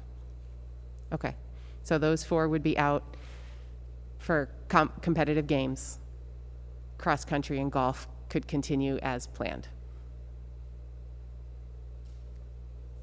So that's the motion on the floor. Do we have a second? Second? Okay. Yes, Beth. Do we know of any other schools in the area that are they moving ahead with this? Just out of curiosity, what's going on around us, in Cumberland County? Did we hear that already? I'm sorry. I'll look to Craig because he probably knows better than I do. But from my perspective, they're all playing according to CDC guidelines in in our cohort or in the Cumberland County. Do you agree, Craig? Yeah, we all have schedules. Our schedule happens to be our little area. Poland is playing with Lake Region and Gorham and St. Dom's and as close together as they can. Cape is playing South Portland. They're playing in their little pot as well. So, these schedules have been out like 2 days after the CDC came out with the date, because then we had to change all of our schedules. So I don't know of anyone in the Western Maine Conference or the SMAA except for York County, and that's not by their choice. Camden, I think, originally said they weren't, but I now think they've reconsidered and they're doing some things. Deer Isle, Stonington said they weren't going to play soccer, but I think now they're reconsidering that as well. I think I just heard Mount Blue, which is a high school in Farmington. I think they just voted not to participate in anything but golf and cross country. But those are the only schools that I know of that either considered it or are doing it. And I think Camden and Deer Isle have kind of reversed parts of what they were not going to do. I think Rangeley also opted out, but I think it's because there's no schools, like they don't have any close by schools to try and keep that geography tight. Their closest trip is an hour. Yeah. Okay, so we have a motion on the floor with a second for an amendment to approve the MPA excluding competition for moderate risk sports. My only thought, well, I have a lot of thoughts on that, but one I just want people to keep in mind is if we pull the plug on those sports, I think it's a really high likelihood that those athletes will go back to their travel teams, which we have zero control over. And they can travel outside of not only just our area, but the state. They can go to New Hampshire and Vermont and Connecticut. I feel like we lose even more control by doing that, as opposed to a more controlled, pod where we can look at the geography that we're exposing the kids to. I don't know. That was just something that came to me as a real possibility. But okay, any other questions on the amendment? Yeah. So the amendment, the way I understand it, it would not eliminate practice or scrimmage within our district. Yes. So if soccer is not involved in competitive play, but they're still practicing and scrimmaging with one another, do you still think that that's a risk that we would lose them to go to club sports? Yes. I don't know. Craig may know better than me, but Yeah, absolutely. Soccer more so than probably the other sports. And field hockey, though, they've got a pretty big travel. There is club field hockey, but soccer's more organized and it's got a larger number. But there are travel sticks club, yep. And what I said last time I stood before you is, you know, what the DOE and the MPA and the CDC have set out for guidelines, and the education-based athletics and the people now in charge who oversee and supervise it have a far greater liability and a far greater responsibility to take care of our kids than than the private for-profit clubs.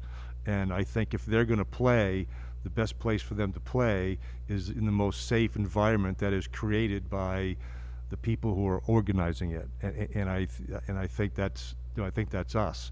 It's, you know, it's not a private organization that is run out of a bubble somewhere where they're not, don't have the, you know, the same types of oversight and a 17-page document of rules and guidelines that we got to follow.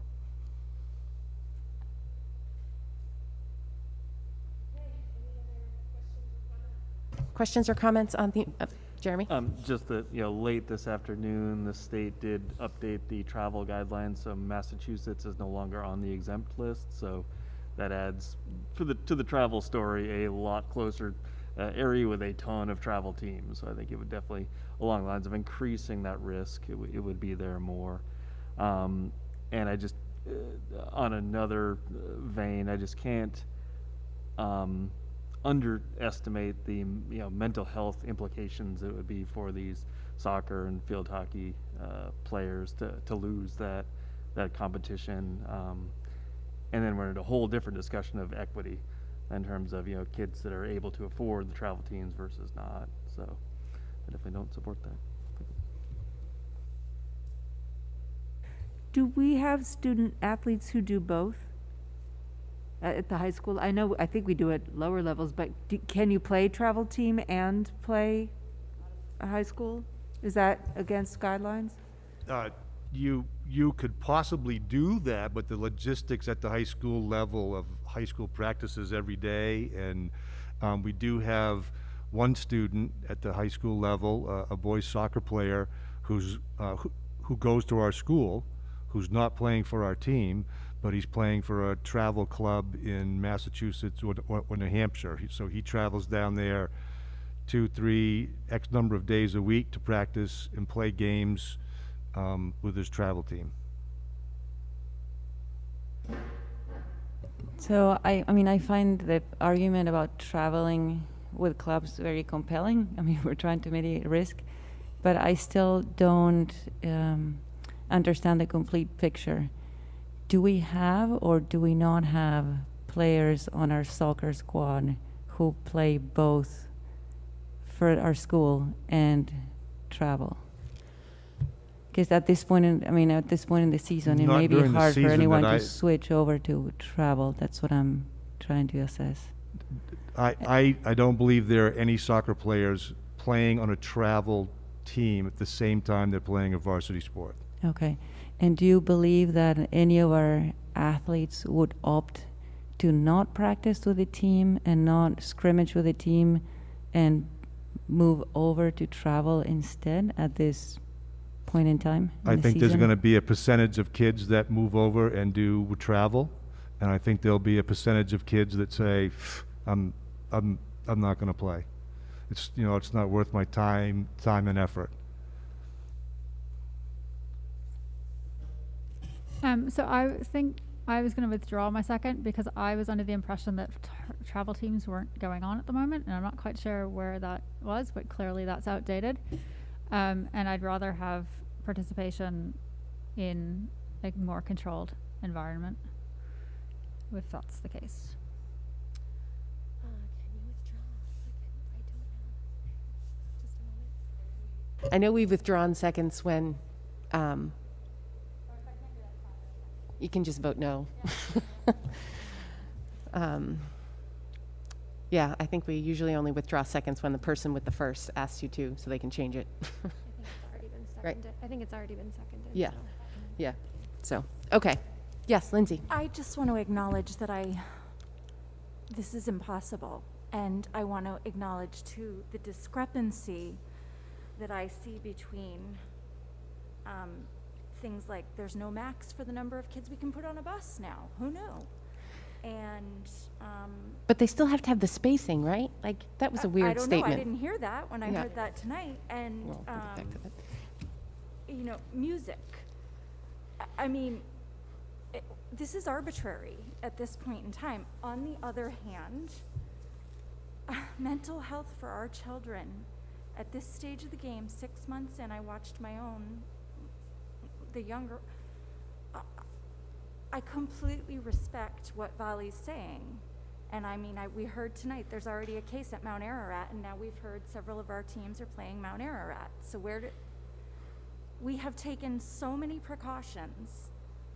I've got 2 soccer players, and the joy I'm feeling watching my kids play, knowing they're happy, this is an impossible situation. And I just needed to acknowledge that. It's not fair to the music and drama parents. It's not fair to our staff and teachers who may still be terrified or highly anxious. And yet, to pull the rug from our children who have borne the brunt of this, well, lots of families have too, but our children have carried a heavy burden. I mean, there's no, in 100 years, nothing in our society has looked like this for children. And I believe, coming from a practice of mental health, that suffering builds resilience and it builds character. So I'm always for a little bit of suffering for my kids. In all honesty, I yanked them and moved them around the world because I knew they would manage, but I think mental health has got to play a factor. And these travel teams, the other thing I wanted to ask Craig is teams have been playing all through this. I mean, I see it on social media, and I know hockey was playing all summer, and I assume Seacoast was playing, and I haven't heard of any outbreaks. Craig, do you know any stats on anything coming from summer play? No, as I stood before you last time, I said it was unfortunate when the MPA came out with their first set that the narrative wasn't how successful the summer had been as far as all the travel, AAU basketball, the wooden bat baseball leagues, the soccer leagues. The narrative wasn't we went all summer without an outbreak. Right, the narrative right. was Millinocket. Millinocket. And so I think, so now my mind goes to Sanford. So they're not in school, they're doing remote, they don't have team practices, but yet on a weekend they had a group playing flag football and a group of seniors to go watch the sunrise. Had a coach been with them at those events? I don't know. But you know, it's not what happens here that's going to be a risk. You know, as I told our kids the first day, we got to get this right. Not just here at practice, not just here at school, not just at home, but in everything you do. Because as much as we have to get it right, there are going to be people waiting and watching for us to get it wrong. And so, you know, I just think the more that we can supervise them and administer the guidelines, the safer they're going to be as to, instead of washing our hands and say, you know, because you don't know. I mean, I don't know. I'm biased, of course, but I think, you know, we can do it right better than anybody else out there. Thank you, Craig. Okay, are we ready to vote on the amendment? So just a quick reminder, we vote yes or no on the amendment. If it passes, then the original motion becomes as amended. If it fails, we're back to the original motion on the floor. Okay? Okay, so all those in favor of amending the motion to exclude competition for moderate risk sports? Okay, opposed? Okay, so that amendment fails, and we are back to the original motion on the floor. Do we have any other questions? Are we ready to vote on the original motion? Yes, Maddie. That was really tough. Yes. I just want to acknowledge the board for having the discussion and Craig for helping us with it. I'm not clear that my vote was the right vote, anyway. Thank you. Thank you for taking the time to have the conversation. It's important. Yeah, I think, I mean, you know, it's 10:30 and I know we're all tired, but I do think it's important to have the conversations. It's important for the community to know that we had the conversations and that, you know, we really did look at the different perspectives and, you know, we didn't, I don't think anybody could ever accuse this board of being a rubber stamp board. Amen. But I mean, I think it does provide us the opportunity to think it from all angles. So, okay. So back to the original motion on the floor, which is consideration and approval to participate in fall sports following the CDC DOE guidelines. All those in favor? Opposed? Okay, that passes. Thank you. Thank you, Craig. Thank you all. Okay, so since we are past 10, we would need a vote to continue with our meeting. Just a quick reminder of what we have left. We have assigning a delegate and an alternate for the MSMA annual delegation, which since we tabled the resolutions, we might be able to just table that too and do those at the same time and do those both together at our next meeting. We have the consideration and approval of the charge for the Diversity, Equity, and Inclusion Advisory Committee. And then we have one position that Becky is looking at us to approve. So I think she definitely wants us to do that. And then if the board's up for it, we can do the DEI committee too.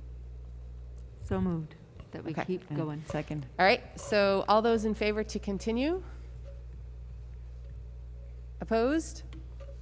None? All right. Are people comfortable if we move that delegate for the MSBA to another meeting? Okay. So we'll move, so 13A and B will table. 13C is the consideration and approval, consideration and approval of the charge for the Diversity, Equity, and Inclusion Advisory Committee. Do we have a motion? Maddie and Maura, thank you. All right. Okay, I think you have the charge. I would like to add under the committee membership a member from the Tri-Town Equity and Inclusion Committee. And so that would put our committee up to 14, potentially. We do have a signed contract now, so we're excited about that. We've started some of the policy work, and I think our next step, and I'll just look to Cynthia for a nod, is that she's been in contact, and we're hoping to start setting up the forums for the not too distant future, in the not too distant future. And that's kind of where we're at, and I'm just looking for your support of getting this committee formed and underway. Valerie. I would like to suggest one addition. The bullet point that reads under membership, parents/community members, one from each town. I would add comma if possible, because we don't always get applicants from all three towns, and I wouldn't want to have fewer just because we don't have. Yeah, for sure. Yes, I think that's a great upgrade. Thanks. So my only question, and well, I had two. One was, is this the membership that they recommended? Because I know they were going to give us a suggested makeup. Is this their version of that? Yes. Okay. And did they have a suggestion on size? They did. Cynthia, they said smaller is better, but I can't remember the exact range. Could you come to the mic and help me out? And I'll tell you what I'm thinking while she's walking over is, I think it would be great, and I don't know if we would even get the volunteers, but I would love to see someone from each school, because I think we're seeing it. It's going to be rolling out throughout the district in every school, and I would love to have a voice from every school represented in this committee, and maybe that's too much and we wouldn't get 6 volunteers. I mean, obviously 2 administrators would probably be, those would cover those 2 schools. But maybe that makes it too big. It was just an idea I had. Natty? That might work as an overlay. I mean, it could still be these 14 people, but if you look at the administrators and the teachers and the students, just make sure that each of the 6 Try to schools spread 'em. is Yeah. represented. Yes. Because I thought the same thing. Right. That would be that was what we were thinking. That was our lens. Yeah. Okay, perfect. Great. We made you come up for that, sorry. Any other I just have a comments? We're getting our steps in, it's good. Comments or questions? Oh, Just Lindsay, a thank quick you. question. How will the community know that they could apply for this? That's a good point, because usually we send it out to our,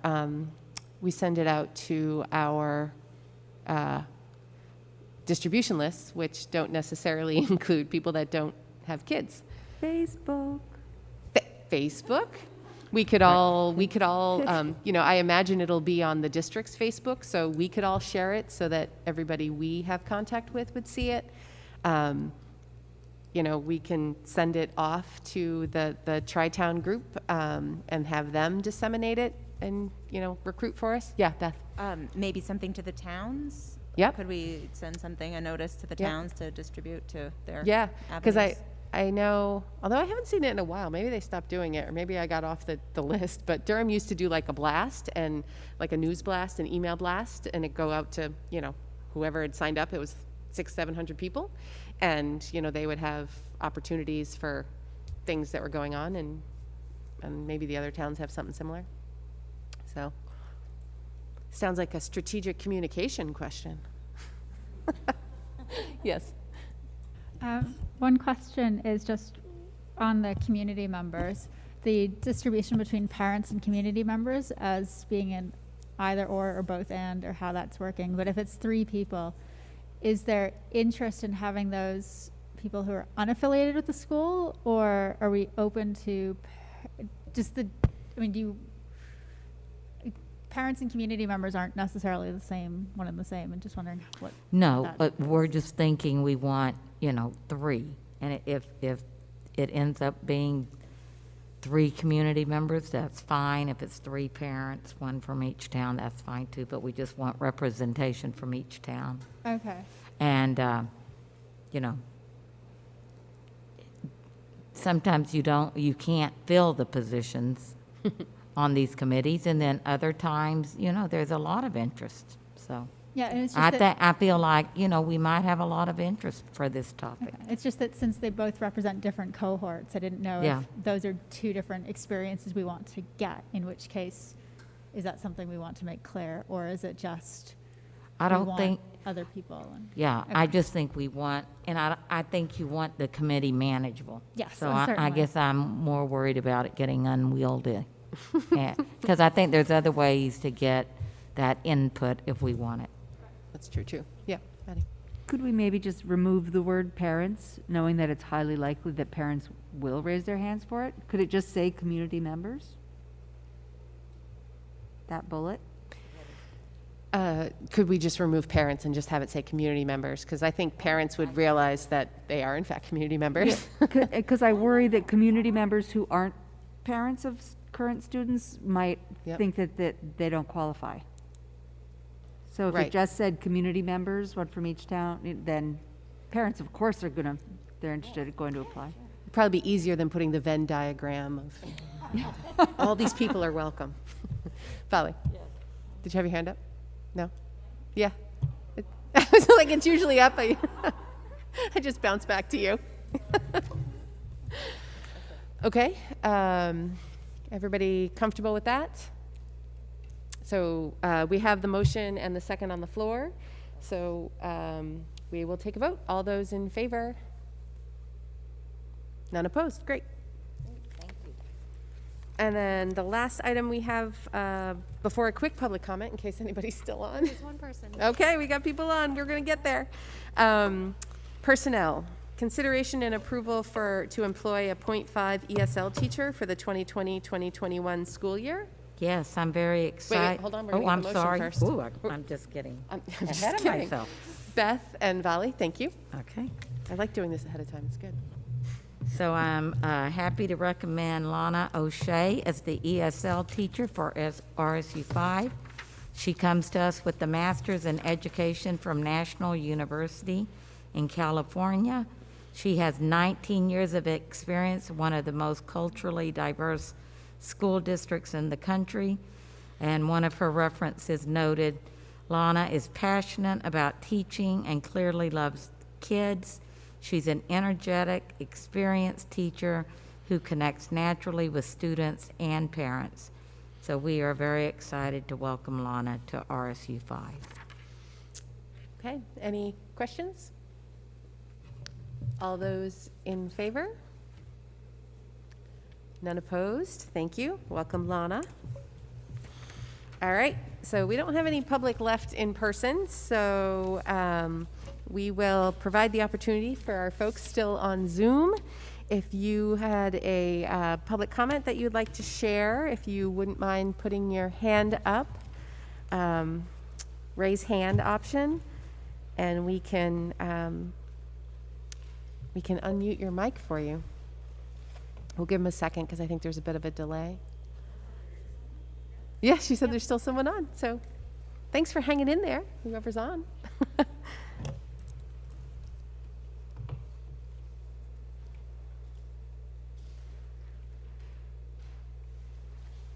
We're all just staring at Maura for her to tell us. I don't see a hand, Kath, just double checking. Public comment period.